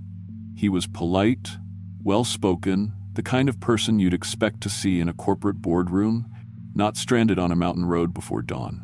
"I really appreciate this," he said as I pulled back onto the road. "Most people wouldn't stop for a stranger these days. It says something about your character that you'd help someone you don't know." I told him it wasn't a big deal, that people help each other out in these mountains. It's just how we're raised. He nodded like he understood, but something in his eyes suggested he found that interesting rather than admirable. He pulled out an expensive-looking tablet and started tapping on it, saying he needed to update his client files about the delay. That's when he started asking questions. At first, they seemed like polite conversation. Where did I work? How long had I lived in the area? Did I have family nearby? Normal stuff that strangers talk about when they're stuck in a car together. But his questions got more specific as we drove. Did I live alone? Did I have life insurance? Who would people call if I didn't show up for work one day? "I like to know about the people who help me," he explained when I asked why he was taking notes. It's good business practice to understand the character of the individuals you encounter. He seemed particularly interested when I mentioned that my parents had moved to Florida and that I didn't have many close friends in town. That must be lonely, he said, but also freeing. Independence is valuable. Some people pay premium prices for truly independent individuals. I wasn't sure what he meant by that, but something about the way he said it made my skin crawl. There was a coldness in his voice that hadn't been there before, like he was discussing the price of livestock rather than my personal life. I started paying more attention to his questions, started noticing how he was writing down my answers in his tablet like he was filling out some kind of form. "How would you feel about a career change?" he asked suddenly. "Something more permanent?" I laughed and told him I wasn't looking for a new job, but he persisted. He described a position with excellent benefits. Full healthcare, housing, meals provided. The way he talked about it sounded like a job offer, but the details were vague and disturbing. The work involved traveling to remote locations, he said, serving exclusive clientele with very specific needs. When I pressed him for specifics about what kind of business, he smiled in a way that didn't reach his eyes. "Human resources," he said, "specialized placement services. We help match qualified individuals with clients who have particular requirements." That's when he showed me the photos on his tablet. Young people, men and women, all looking scared and confined. Some were in what looked like cells or small rooms with no windows. Others were chained or restrained in various ways. They all had the same expression, the hollow, desperate look of people who had given up hope. "Previous placements," Mr. Vance said with obvious pride, "all found excellent positions with our clients. The work is demanding, but the benefits package is comprehensive." My blood went cold as I realized what he was talking about. He wasn't offering me a job, he was recruiting me for human trafficking. But the way he discussed it, with corporate terminology and business language, made it sound like a legitimate enterprise. He talked about client satisfaction and quality control and market demand like he was selling insurance or real estate. "You fit the profile perfectly," he continued, scrolling through what looked like a checklist on his tablet. "Young, healthy, isolated, no strong family connections. Our clients pay premium rates for individuals with your characteristics." I tried to pull over and let him out, but he calmly reached into his briefcase and pulled out a handgun. It was small and black, and looked as expensive as everything else about him. "Please continue driving," he said in the same polite, professional tone he'd been using all along. "We're almost to the processing facility." He gave me directions to turn off the main road onto a dirt path I'd never noticed before. As we drove deeper into the woods, he explained his business model with the casual tone of a sales presentation. He specialized in collecting isolated individuals from rural areas, people whose disappearances wouldn't attract much attention or investigation. Night shift workers were particularly valuable, he said, because their schedules isolated them from normal social networks. "Appalachia is perfect for this type of operation," he said, making notes in his tablet as I drove. "So many people live alone, work odd hours, have limited contact with family. When someone disappears, people assume they just moved away for better opportunities. The authorities rarely investigate thoroughly." He mentioned that he'd been operating in the region for several years, building a steady supply chain for clients with what he called specialized labor requirements. The way he talked about it, these weren't random kidnappings. This was a systematic business operation with multiple locations and regular customers. Then he said something that made my heart stop. "Your friend Jake from the diner was one of our recent acquisitions. Very high client satisfaction rating." Jake had worked the breakfast shift at Mel's diner in town. He'd disappeared about 2 weeks earlier, and everyone figured he'd just left town without saying goodbye. People do that sometimes in small communities. They get tired of the limited opportunities and head off to find something better in the city. But hearing Mr. Vance talk about him like he was a product that had been successfully delivered to a customer made me realize that Jake hadn't left voluntarily. "Jake was perfect," Mr. Vance continued, seeming to enjoy my reaction. "Young, healthy, no family asking questions. The client was very pleased with that placement." The dirt road ended at what looked like an old factory or processing plant, the kind of industrial building you see scattered throughout Appalachia from when the coal and timber industries were booming. But this one had been maintained, With new security fencing and floodlights that looked out of place against the weathered brick walls, I could hear sounds coming from inside, voices, machinery, and something else that made my skin crawl. "This is our regional processing center," Mr. Vance said as armed guards emerged from the building. They were dressed in tactical gear and moved with military precision, but they wore no identifying patches or badges. "Very efficient operation, excellent security. We process acquisitions from a 3-state area here." The guards approached the truck with weapons ready but not threatening, like this was a routine delivery. Mr. Vance rolled down his window and spoke to them in the same professional tone he'd used with me. "Another acquisition for processing," he told them. "Premium quality, fits Profile 7 perfectly." One of the guards nodded and made a note on a clipboard, like they were checking inventory.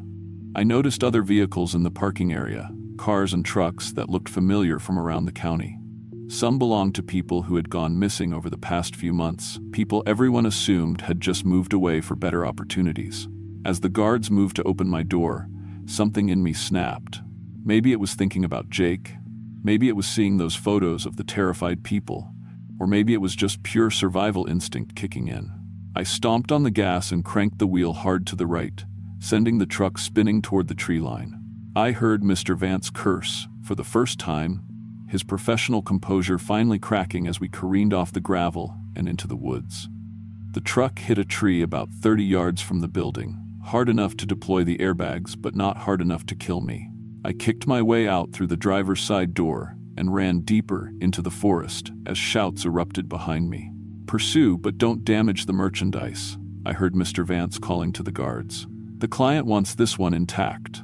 I spent the next 6 hours hiding in those woods while they hunted for me with flashlights and dogs. I knew these mountains better than they did, knew where the old logging roads were, where the streams ran, where a person could hide if they needed to. I made my way slowly toward the main road, moving carefully to avoid leaving tracks, using every bit of woodcraft my grandfather had taught me when I was a kid. Just after sunrise, I heard a park ranger's ATV on one of the old trails. I flagged him down and told him I'd been in a car accident, that some people had tried to rob me and I'd been hiding in the woods all night. He called the state police and an ambulance, and within an hour there were cops and paramedics swarming the area. But when they went to investigate the building where Mr. Vance had taken me, it was completely empty. No people, no equipment, no evidence that it had been anything more than an abandoned factory. The only signs that anyone had been there recently were tire tracks in the gravel and some dark stains on the concrete floor that might have been blood. The police took my statement, but I could tell they thought I'd been in an accident and was confused or possibly suffering from a concussion. They found my truck where I'd crashed it, but there was no sign of Mr. Vance or his briefcase or his expensive tablet. No evidence of armed guards or processing facilities or anything else I'd described. The official report listed me as the victim of an attempted robbery during a breakdown assistance incident. The perpetrator was described as a white male in his 40s driving a dark Mercedes, but no arrests were made. The case was eventually filed away as unsolved, just another random crime in a region where crime statistics don't get much attention anyway. But I know what I saw, what I experienced. I know Mr. Vance is still out there, still operating his business, still collecting people from isolated communities throughout Appalachia. I've been paying attention to missing person reports from surrounding counties, and the numbers keep growing. People disappearing without explanation. People whose absences don't generate much investigation because they fit Mr. Vance's profile: young, isolated, without strong family connections. I don't work the night shift anymore. I couldn't handle driving those dark mountain roads, couldn't shake the feeling that Mr. Vance might be waiting around any curve, ready to flag down the next Good Samaritan, willing to help a stranger in distress. I got a day job at the lumberyard in town, work that keeps me around other people during normal hours. I still live alone, but I've installed better locks on my doors and windows. I keep my phone charged and with me at all times. I don't stop for strangers anymore, no matter how legitimate their distress appears to be. I've become the kind of person I was raised not to be. Someone who drives past people who might need help because I can't risk finding out if they're really victims or if they're working for someone like Mr. Vance. Sometimes I wonder about Jake, about where he ended up, what kind of client Mr. Vance delivered him to. I wonder about all the other people whose names I don't know, people who made the mistake of being kind to a well-dressed stranger with car trouble.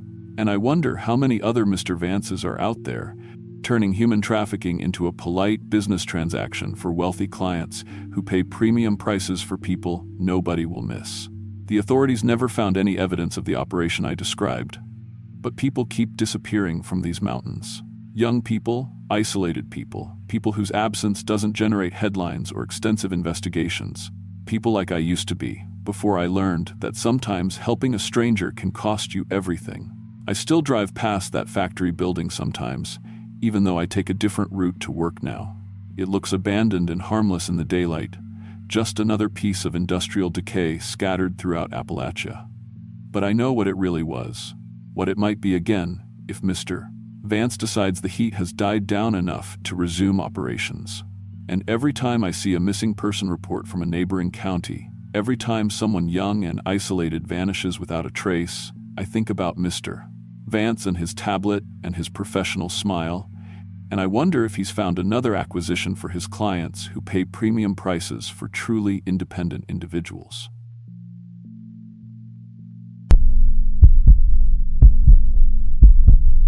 I'm 25 years old, and I clean hotel rooms for a living. 3 different places up in the mountains, the Comfort Inn, the Holiday Express, and this little place called Mountain View Lodge that probably hasn't updated their carpet since the 80s. It's not glamorous work, but it pays the bills, and honestly, I like the quiet up here. Most days, I'm driving between jobs, windows down, music playing, just me and the mountain roads. My grandmother always said these mountains had their own way of taking care of people, and I guess I believed her. Used to believe her, anyway. The thing about working multiple jobs is you're always rushing somewhere. Always checking the time, always calculating drive time between locations. That Friday afternoon in late October, I was running behind schedule. Had to finish up the 3rd floor at Comfort Inn and still make it to Holiday Express before my shift ended at 6. The leaves were just starting to turn, and the air had that crisp bite that makes you want to roll the windows down and breathe it all in. I was thinking about maybe stopping for coffee somewhere, maybe treating myself to something other than gas station coffee for once.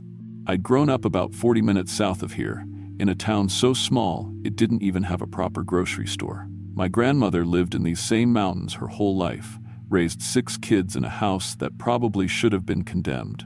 But she knew everyone, and everyone knew her. She taught me that mountain people look out for each other, especially the elderly. You help when you can, she'd say, because someday you'll be the one needing help. I thought about her a lot while I was driving these roads, working these jobs that barely kept me afloat. She would have been proud that I was making it on my own, even if it wasn't easy.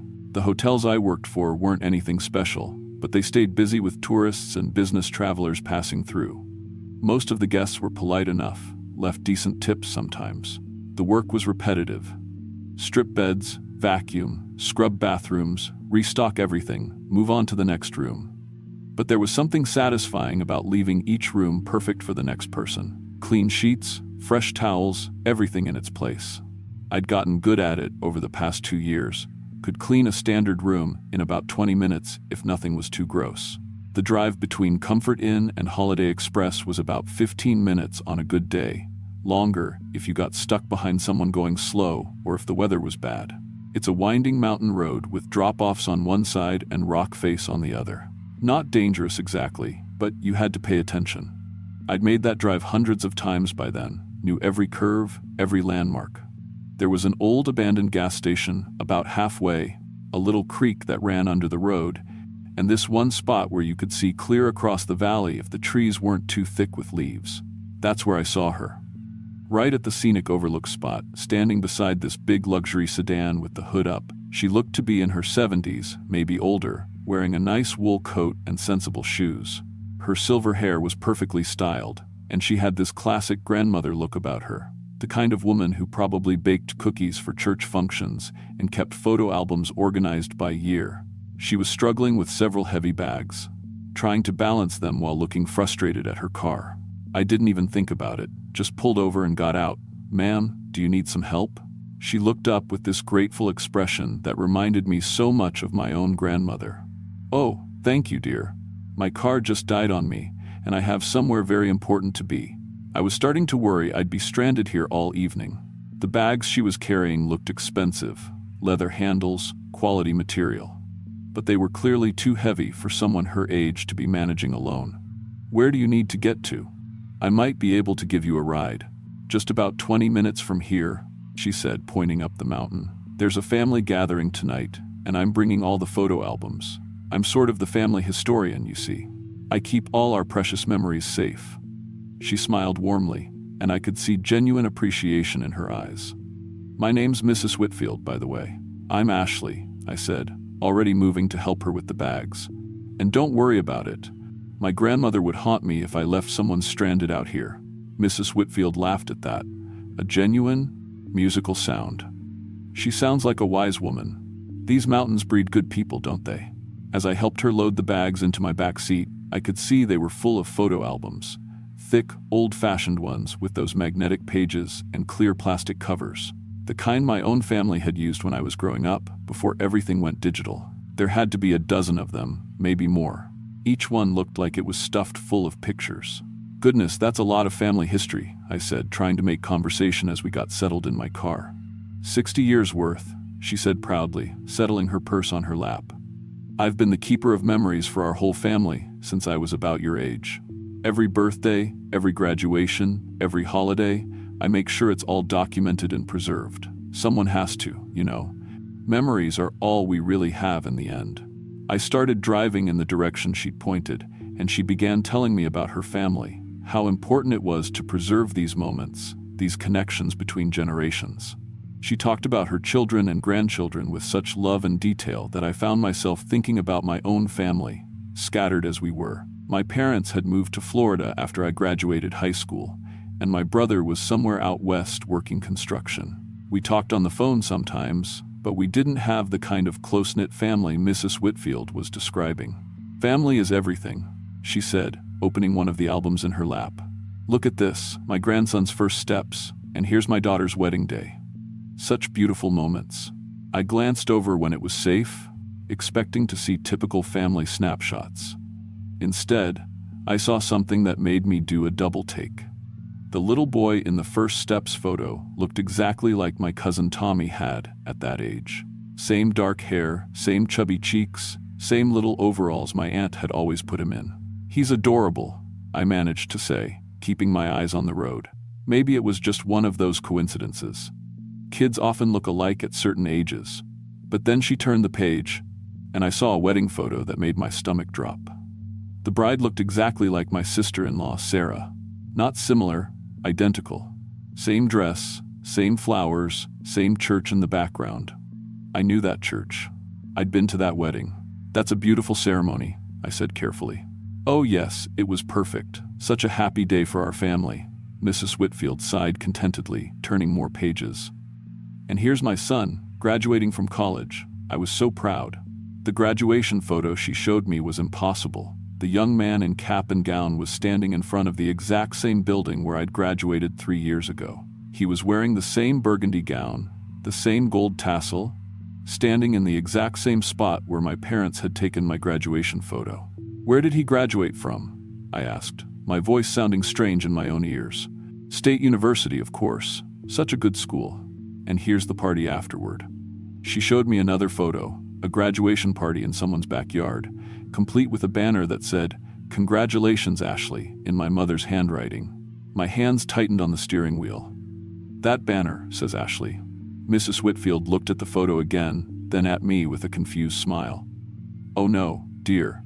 That says Andrew. My son Andrew. Perhaps you need glasses? But I knew what I'd seen. And as she continued flipping through pages, I saw more photos that belonged to my life. My high school prom, where I was standing next to my date Kevin in his rented tux. My 16th birthday party in our old kitchen. My first day of work at the hotel, a photo I didn't even remember being taken. How do you have pictures of me? I asked directly. She looked genuinely confused. These are my family photos, dear.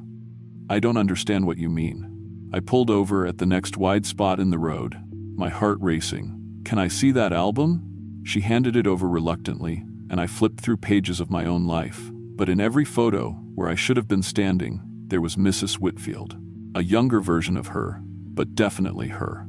She was wearing my prom dress, standing with my date. She was blowing out candles on my birthday cake. She was shaking hands with my hotel manager on my first day of work.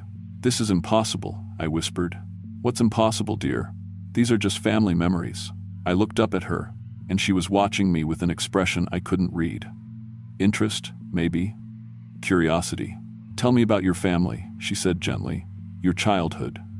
Your happiest memories. I love hearing about special moments. They're so precious, aren't they?" Something in her tone made me want to talk, to share. Before I knew it, I was telling her about Max, my childhood dog, how we'd gotten him from the shelter when I was 8, how he'd slept on my bed every night, how he'd lived to be 15 and died the summer before my senior year. She was writing in a small notebook as I talked, taking down every detail with intense focus. "And your first love?" she asked when I finished.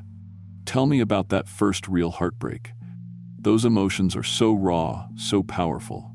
I found myself describing Jake from high school, how we'd dated for 2 years, how he'd broken up with me right before prom, how I'd cried for weeks. She kept writing, kept asking for more details. What did he look like? How did he smell? What did his laugh sound like? What was the exact moment I realized I loved him? With each memory I shared, I felt a strange emptiness growing inside me. Like the memories were becoming distant, fuzzy, like watching someone else's home movies. "Such beautiful memories," she murmured, pulling out an old camera with a flash attachment. "I want to capture your expressions while you tell me these stories. Memories are so much better with visual components." The first flash made me blink hard, left spots in my vision. The second made me feel dizzy and confused. By the third, I felt like pieces of my mind were being pulled away with each bright burst of light. "Stop," I said weakly, but she kept taking pictures. "Just a few more, dear. You have such an expressive face, such wonderful memories to preserve." I tried to remember Max again, to picture his fuzzy brown face and floppy ears. But the image wouldn't come clearly. It was like trying to remember a dream after waking up, hazy and slipping away no matter how hard I concentrated. "I remember when we got Max from the shelter," Mrs. Whitfield said conversationally, reviewing her notes. "He was such a good dog for us, brown and white, with those sweet floppy ears. He used to sleep right on my bed every night." "No," I said, "that's my memory. Max was my dog." But even as I said it, I couldn't quite picture him anymore. The memory felt secondhand, like something someone had told me about rather than something I'd lived. She showed me the photo album again, turning to a page I hadn't seen before. There was a picture of a young girl with a brown and white dog. But the girl was Mrs. Whitfield, decades younger, and the dog was Max, my Max. But in this photo, he belonged to her. "I've been collecting memories for 60 years, she said, her voice taking on a different quality, less grandmotherly, more businesslike.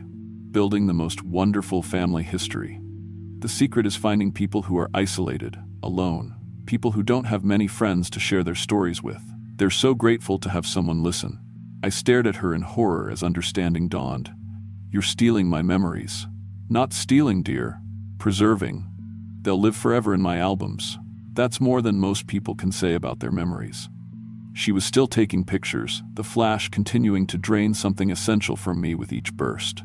"I target people like you, working multiple jobs, no close friends, family scattered. Who's going to miss your memories? Who's going to know they're gone?" I tried to remember my mother's face, the sound of her voice calling my name. Nothing came. I tried to picture my graduation day, the pride in my father's eyes. Gone. My first kiss, my sweet 16, my last conversation with my grandmother before she died, all of it was slipping away like water through my fingers. "Please stop," I begged, but my voice sounded flat, emotionless. I couldn't remember why I was upset or what I was losing. "Don't worry," she said gently, packing up her camera. "You won't miss them.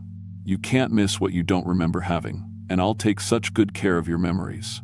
They'll become part of my family's history, preserved forever." She was changing as I watched, growing younger while I felt ancient and hollow. Her hair was darker now, her skin smoother. She looked like she could be in her 50s instead of 70s. "I need to go home now," she said, checking her watch. "I have other appointments tonight. Other lonely people with beautiful memories to collect." A car pulled up behind us, another luxury sedan, This one, with a man in a suit behind the wheel. Mrs. Whitfield gathered her albums and purse. "This is my assistant," she explained. "He helps with transportation when my car is in the shop. We do this several times a week, you know. There are so many isolated people in these mountains, so many rich inner lives just waiting to be preserved." She got out of my car and transferred her bags to the other vehicle. Before leaving, she came back to my window. "You should get home, dear. Take the bus. There's a stop about a mile down this road. Someone will help you figure out where you're supposed to go." I sat there for a long time after they drove away, trying to remember who I was, where I lived, what I was supposed to be doing. I knew I was in a car, knew it was probably mine, but I couldn't remember buying it or learning to drive. There were work uniforms in the back seat, but I couldn't remember what job they were for. A police officer found me hours later, sitting in my car at the side of the road, unable to answer basic questions about my identity. My driver's license said Ashley Martinez, but the name meant nothing to me. The address led to an apartment I didn't recognize, filled with things that felt like they belonged to a stranger. They diagnosed me with early onset dementia, early enough and severe enough that I couldn't live independently anymore. I'm in a care facility now, trying to piece together fragments of a life that feels like someone else's dream. Sometimes I think I remember things, a brown dog, a graduation ceremony, a grandmother's voice, but they slip away before I can hold on to them. The worst part is knowing that somewhere out there, Mrs. Whitfield is living my childhood.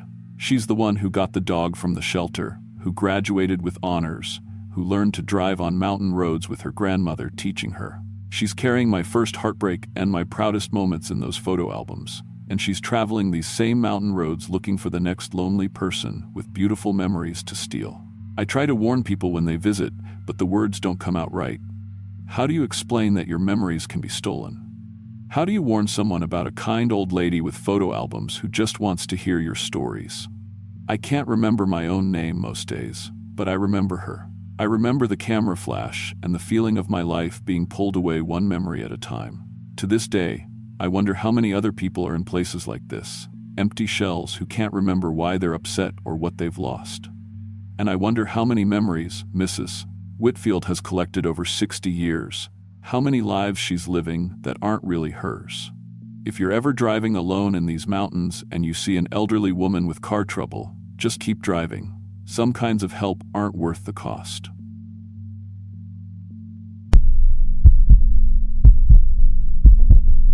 I'm 26 years old, and I work the graveyard shift at a 7-Eleven on Route 460 inches Southwest Virginia.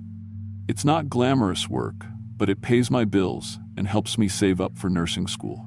The store sits right at the edge of Jefferson National Forest, and most nights I'm dealing with truckers grabbing coffee and energy drinks, or the occasional drunk college kid from Radford University stumbling in for snacks. What I love about the job, honestly, is the drive home. Around 3 a.m., when my shift ends, I take this winding mountain road back to my little rental house near Christiansburg. It's peaceful, just me, the radio playing softly, and these ancient mountains rolling past my headlights. I've been making that drive for almost 2 years now, and I thought I knew every curve, every landmark, every shadow those mountains could throw at me. I should probably tell you a bit about myself before I get into what happened that Tuesday morning. My name's Jenna, and I moved to Virginia from Ohio after my dad passed away. Mom remarried pretty quickly after that, and her new husband made it clear I wasn't really welcome anymore. So, I packed up my beat-up Honda Civic and drove south until I found a place that felt far enough away from all that drama. The mountains reminded me of camping trips Dad and I used to take when I was little, before the cancer got him. I found work at the 7-Eleven, rented a small house from this older couple who owned about 50 acres of wooded land, and started building something that felt like a life again. The night shift suited me fine. I've always been more of a night owl anyway, and the customers were usually pretty mellow. Truckers are good people, for the most part. They'd tell me stories about places they'd been, routes they'd driven, weird stuff they'd seen on the road. Looking back now, I wish I'd listened more carefully to some of those stories. My landlords, Frank and Marie Hutchins, had lived on that property their whole lives. Frank's grandfather had homesteaded the land back in the 1922s, when there wasn't much out here except logging camps and a few scattered families trying to scratch out a living from the rocky soil. They'd told me stories about the old days, how Frank's grandfather used to run a small store that served the logging crews, how there were more people living back in these hollows then than there are now. Most of the old homesteads were abandoned by the 1962nd, when the young folks moved away to find work in bigger towns. Frank would point out stone foundations and old chimneys when we'd walk the property boundaries, remnants of families that had lived and died in these mountains long before anyone thought to make it a national forest. These mountains remember everything, Marie used to say. They got long memories, and they don't much like being forgotten. The Tuesday morning when everything changed started out normal enough. I'd had a particularly annoying shift. Some drunk fraternity boys from Virginia Tech had come in around midnight and made a mess of the snack aisle, then tried to buy beer with obviously fake IDs. After they left, I spent an hour restocking and cleaning up spilled energy drinks and crushed chips. By 3 a.m., I was exhausted and ready to get home. The last customer was a long-haul trucker named Earl, who came through every couple weeks on his run between Tennessee and Maryland. He bought his usual black coffee, a pack of Marlboro Reds, and a bag of salted peanuts. "Be careful driving home tonight, honey," Earl said as he paid. "Something feels off out there. Can't put my finger on it, but 30 years of driving these roads, you learn to trust your gut." I thanked him and locked up, thinking Earl was probably just tired. Truckers sometimes get paranoid on long hauls. Too much caffeine, not enough sleep, mile after mile of empty highway playing tricks on their minds. But as I walked to my car, I noticed how quiet everything was. Usually, even at 3 a.m., you'd hear something, a truck on the interstate, an owl, maybe a coyote calling somewhere up in the hills. That morning, the silence felt thick, almost heavy, like the mountains were holding their breath. The first 15 minutes of my drive were perfectly normal. I had the radio tuned to a classic rock station out of Roanoke, and they were playing some Eagles song that reminded me of road trips with my dad. The mountain air coming through my slightly cracked window smelled like pine and damp earth. That clean, green smell that had made me fall in love with this place. I was thinking about calling in sick the next day, maybe driving down to Natural Bridge and doing some hiking. I'd been working too many double shifts lately and could use some time outdoors. That's when I saw it, or thought I saw it. About 2 miles past Miller's Creek Bridge, right where the road curves around a steep ridge, my headlights caught what looked like a person standing on the shoulder. At first, I assumed it was someone whose car had broken down, maybe a stranded motorist waiting for help. But as I got closer, something didn't look right. The figure was standing perfectly still, not waving for help, not moving at all. And despite being directly in my headlight beam, it wasn't casting a shadow on the asphalt behind it. I slowed down as I approached, trying to get a better look. The thing, and I'm calling it a thing now because I know that's what it was, appeared to be roughly human-shaped, but it was like looking at a person-sized hole cut out of reality. Where there should have been clothes, skin, hair, there was just this absolute darkness that seemed to swallow light.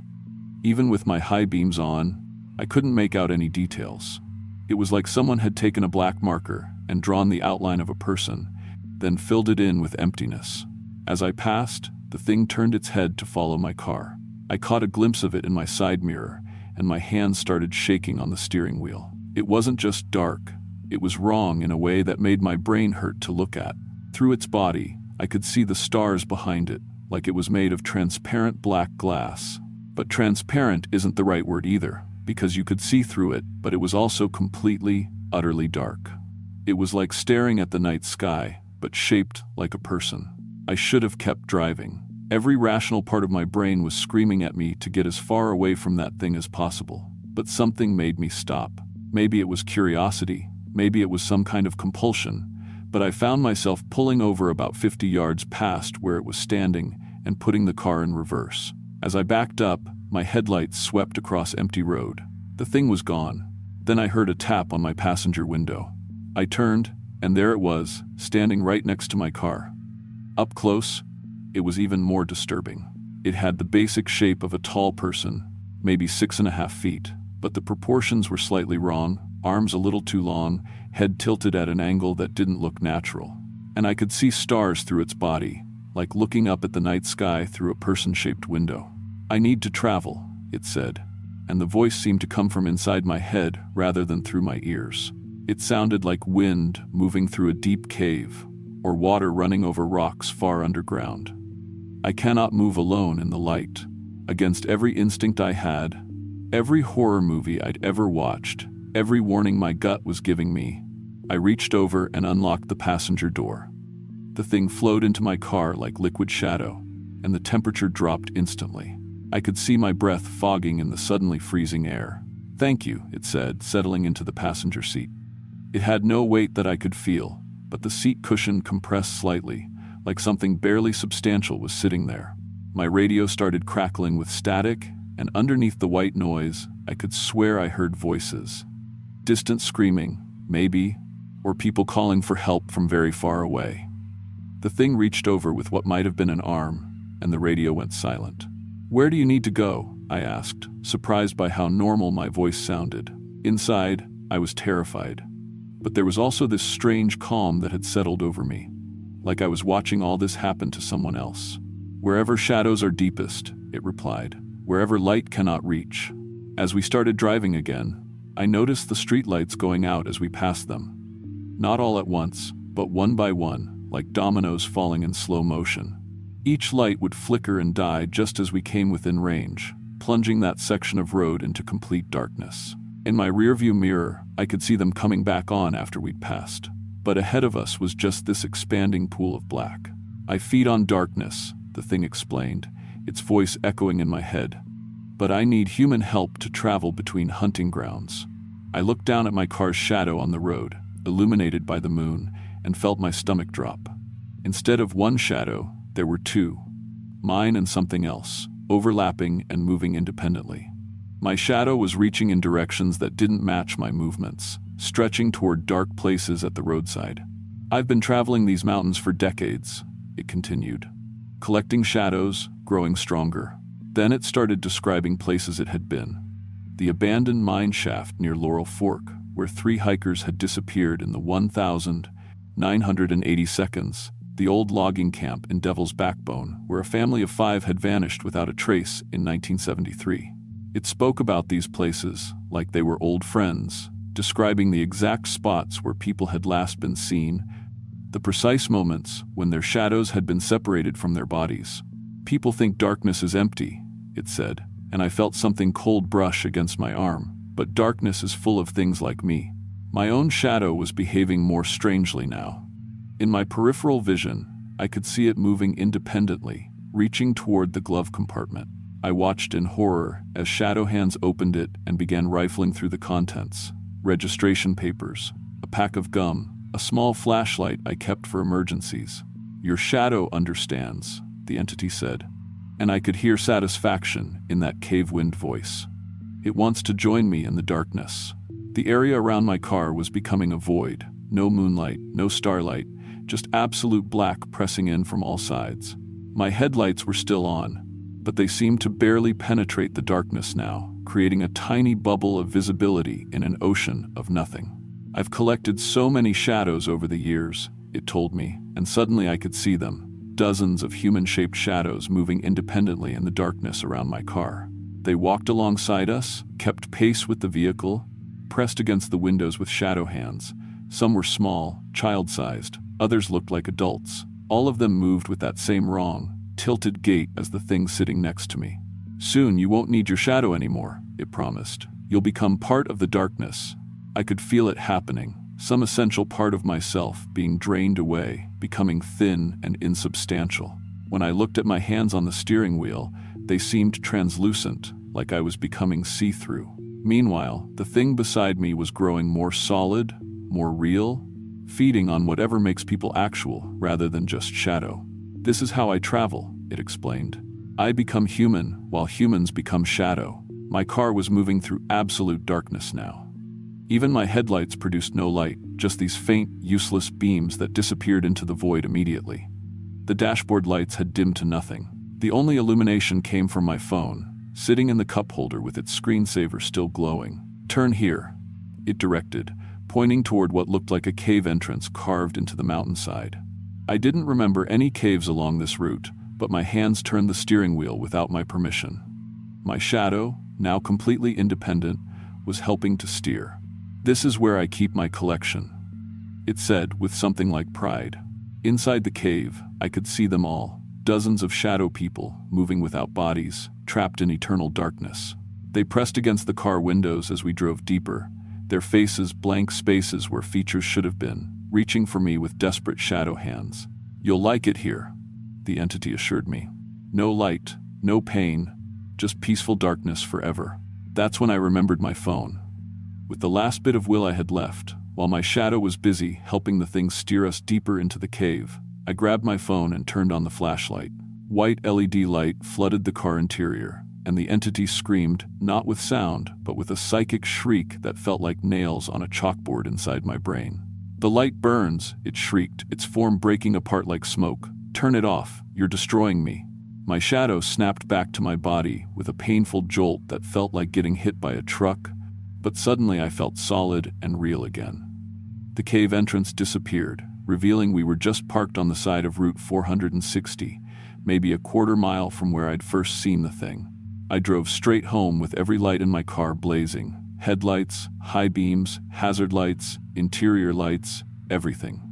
I held my phone's flashlight in one hand while steering with the other. As I drove away, I could hear the entity's voice following me, fainter now but still there. "I know where you live now. I know your shadow." For weeks afterward, my shadow continued moving wrong. It would reach for dark corners when I wasn't paying attention, stretch toward deep shadows under furniture or in closets. I started carrying multiple flashlights and installed floodlights around my rental house. Frank and Marie noticed the changes, the lights, the way I'd only visit during broad daylight, my refusal to walk their wooded property after sunset. "Something got after you, didn't it?" Marie asked one afternoon when she brought over a casserole. "Something from the deep places." I told her the whole story, expecting her to think I'd lost my mind. Instead, she just nodded knowingly. "Frank's grandfather used to talk about the shadow walkers," she said. "Said they'd been in these mountains since long before people settled here. Most folks who encountered them didn't live to tell about it." She taught me some old protection methods, keeping lights burning, wearing silver, carrying iron nails in my pockets.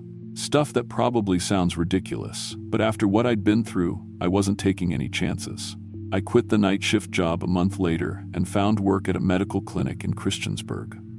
I only drive during daylight now, and I've never taken that mountain road again. I moved out of the rental house and into an apartment complex in town. Lots of streetlights, close neighbors, never really dark, but sometimes, even now, I see it in my peripheral vision. That human-shaped darkness standing at the edge of forests, near cave mouths, at the boundaries between light and shadow, still looking for drivers willing to help it travel between hunting grounds where it collects the shadows of the lost. My own shadow still misbehaves occasionally, reaching for dark places when I'm not watching, trying to disconnect from my body when I pass under bridges or through tunnels. I keep multiple flashlights in my car, my purse, next to my bed.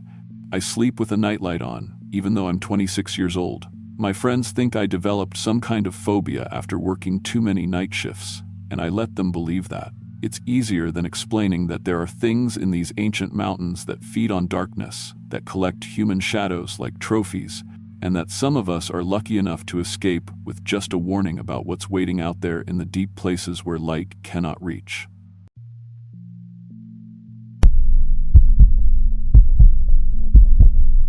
I'm 27 years old and manage a small diner in Pikeville, Kentucky. It's not the life I thought I'd have by now, but after getting rejected from culinary school and watching my savings disappear, it pays the bills. The Moonlight Diner stays open until 1:30 a.m. on weekends, catching the bar crowd and late shift workers from the coal processing plant outside town.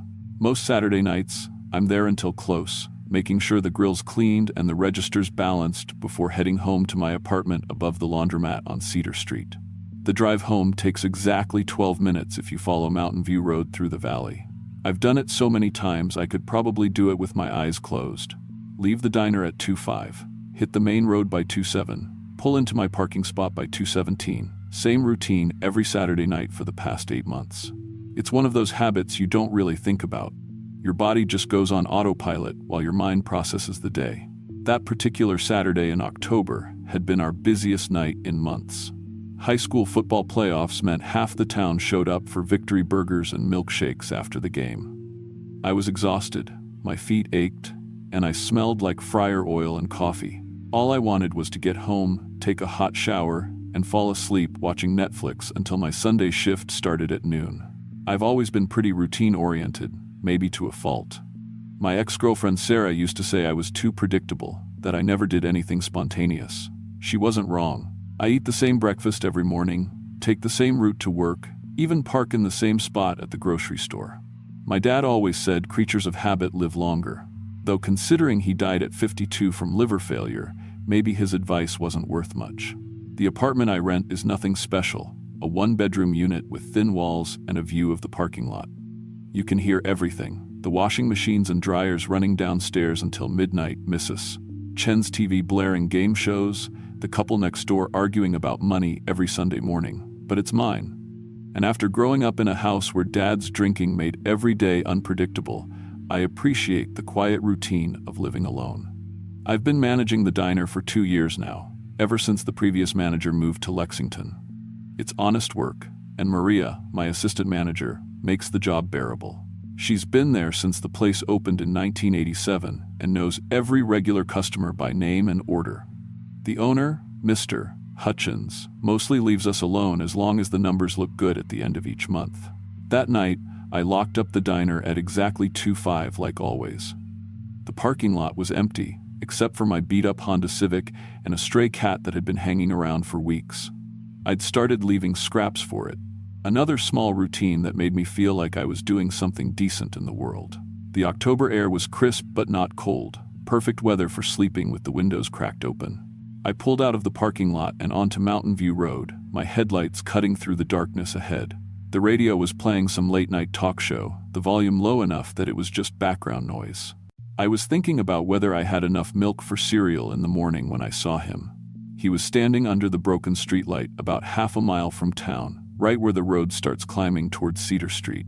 At first, I thought it was someone whose car had broken down. People get stranded out there pretty regularly since cell service is spotty in the valley. As I got closer, though, something made me slow down instead of just driving past. The guy looked to be about my age, maybe a little younger.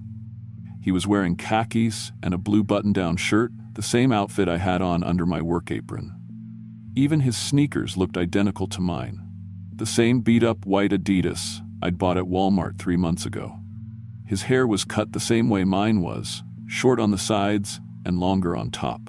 In the dim light, I couldn't make out his face clearly, but something about his build and posture seemed familiar. When I pulled over and rolled down my passenger window, he smiled and jogged over to the car. That's when I felt the first real chill of fear shoot through me. His face was like looking in a mirror. The same brown eyes, the same slight scar above my left eyebrow from when I fell off my bike as a kid. Even the same crooked front tooth I'd never gotten fixed. "Thanks for stopping," he said, opening the passenger door without asking. His voice was my voice, down to the slight Kentucky accent I'd never quite shaken. "I've been waiting for you specifically." I should have driven away right then. Every instinct I had was screaming at me to gun it and get out of there, but he was already in my car, buckling his seatbelt like this was completely normal. My hands were gripping the steering wheel so tight my knuckles had gone white. "How did you know I was coming?" I managed to ask. My voice sounded strange in my own ears, like hearing a recording of yourself and realizing you don't sound the way you think you do. "Because you always drive this route at 2:07 a.m. on Saturdays," he said, checking the clock on my dashboard. It was 2:07 exactly. "You're very predictable, Jake." I hadn't told him my name. I definitely hadn't told him my schedule. But there he was, sitting in my passenger seat like we'd known each other for years, smiling that smile that was exactly like mine except somehow all wrong. "I don't understand," I said, but I was already putting the car back in drive. My body was moving on autopilot again, following the same route home I'd taken hundreds of times before. "Who are you?" "I've been watching you for months," he said calmly, like he was talking about the weather. "Learning your routine, your habits, your life. I know you manage the diner. I know you live alone in apartment 4B above Chen's laundromat. I know you leave work at 2:05 every Saturday and get home at 2:17. My mouth went dry. Those details weren't exactly secret, but they weren't things a random stranger would know either. And the way he said it, so matter-of-fact, made it 10 times worse than if he'd been threatening or aggressive. "I know about Sarah," he continued. "How she left you 6 months ago because she said you were emotionally unavailable. I know about your father's drinking problem and how you found him passed out in his own vomit more times than you can count. I know you applied to culinary school in Louisville twice and got rejected both times." Each detail hit me like a physical blow. These were things I'd never told anyone in Pikeville, private failures and embarrassments I kept locked away. Sarah and I had been together for 3 years, but we'd broken up right before I moved to town. My dad's alcoholism wasn't exactly a secret, but the specific details of what living with him had been like, that was something I'd never shared with anyone. "I know you think about ending it sometimes," he said quietly, standing on your balcony late at night, looking down at the parking lot 4 floors below. I felt like I was going to throw up. That was my darkest secret, the thought that crept into my head during my worst moments. The balcony in my apartment was small, just big enough for a chair and a plant I kept forgetting to water. But on bad nights when the loneliness felt too heavy and the future looked too bleak, I'd stand out there and look down at the concrete below. "How do you know that?" I whispered. "Because I'm going to be you," he said simply, "and you're going to be nothing." I tried to pull over, to stop the car and get out, but my hands wouldn't obey me. They kept steering straight ahead like someone else was controlling them. I could feel my fingers wrapped around the steering wheel, could see my reflection in the rearview mirror, but it was like watching someone else drive my car with my hands. He reached into his jacket pocket and pulled out a wallet, a set of keys, and an iPhone. They looked exactly like mine. Same black leather wallet with the tear in the corner, same keychain with the little flashlight my mom had given me before she died, same phone case with the crack across the back from when I dropped it in the diner parking lot. I looked down at my own pockets. My wallet was gone, my keys were missing, my phone wasn't there anymore. But I could still feel them in my hands, could still see them sitting in his palm like they'd always belonged to him. "It's already starting," he said, examining my driver's license with my name and address printed on it. "Soon, everyone will remember me as Jake, and you'll just fade away." I looked in the rearview mirror and my reflection was flickering. Sometimes it was me, sometimes it was him, sometimes the mirror was empty, except for the road behind us. Each time it flickered, I felt a little less solid, a little less real. He started talking about my childhood, but they weren't my memories. He talked about growing up in Tennessee instead of Ohio, about a bike accident that broke his arm when he was 7.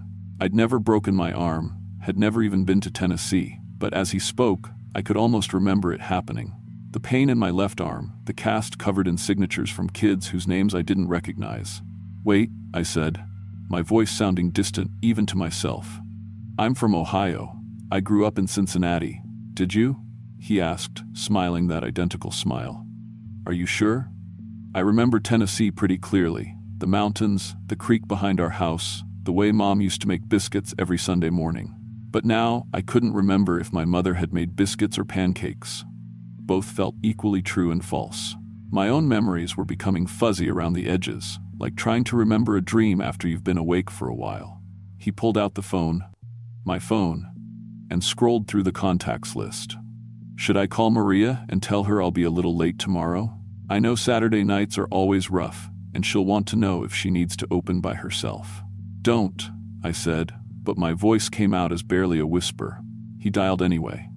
I could hear Maria's voice on the other end, groggy with sleep. "Jake, everything okay? You never call this late." "Hey Maria, sorry to wake you," he said in my voice, with my accent, using my words. "I'm going to be a little late tomorrow morning. Can you handle opening?" "Sure thing, hun. You feeling all right? You sound a little off. Just tired." "It was a long night. I'll see you around noon." "Get some rest, Jake. See you tomorrow." He hung up and looked at me with satisfaction. "See, I'm already Jake to everyone who matters. The transition is almost complete." I tried to grab the phone from him, but my hand passed through it like smoke. I looked down at my own hands, and they were becoming translucent. I could see through them to my jeans, could see the car seat beneath my legs like I was disappearing piece by piece. "Don't worry," he said, reaching over to take control of the steering wheel as my grip loosened. "It doesn't hurt to stop existing. It's like going to sleep, except you never wake up. He drove my car like he'd been doing it for years, taking the familiar turns toward Cedar Street with practiced ease. The radio was still playing that late-night talk show, and he started humming along to a commercial jingle, using my voice, my mannerisms, my expressions. Even the way he adjusted the rearview mirror was exactly how I did it. "I've been practicing your life," he explained as we pulled into the parking lot behind the laundromat.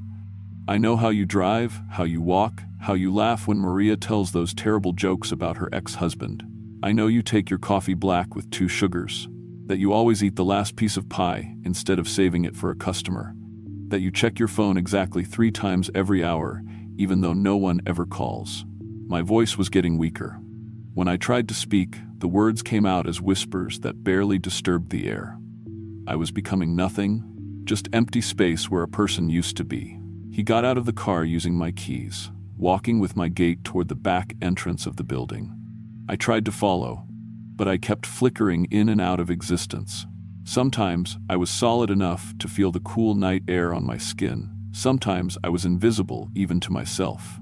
He unlocked the door to my building and climbed the stairs to my apartment like he'd done it 1,000 times before. When he opened my door, even my cat, a stray orange tabby I'd been feeding, ran up to him, purring like he was coming home. "Thanks for the life," he called back to me as I hovered in the doorway, unable to cross the threshold into what used to be my own apartment. "I'll take good care of it. Better care than you did." I tried to scream, to call out for help, but no sound came out. I was becoming nothing, just empty air where Jake used to be.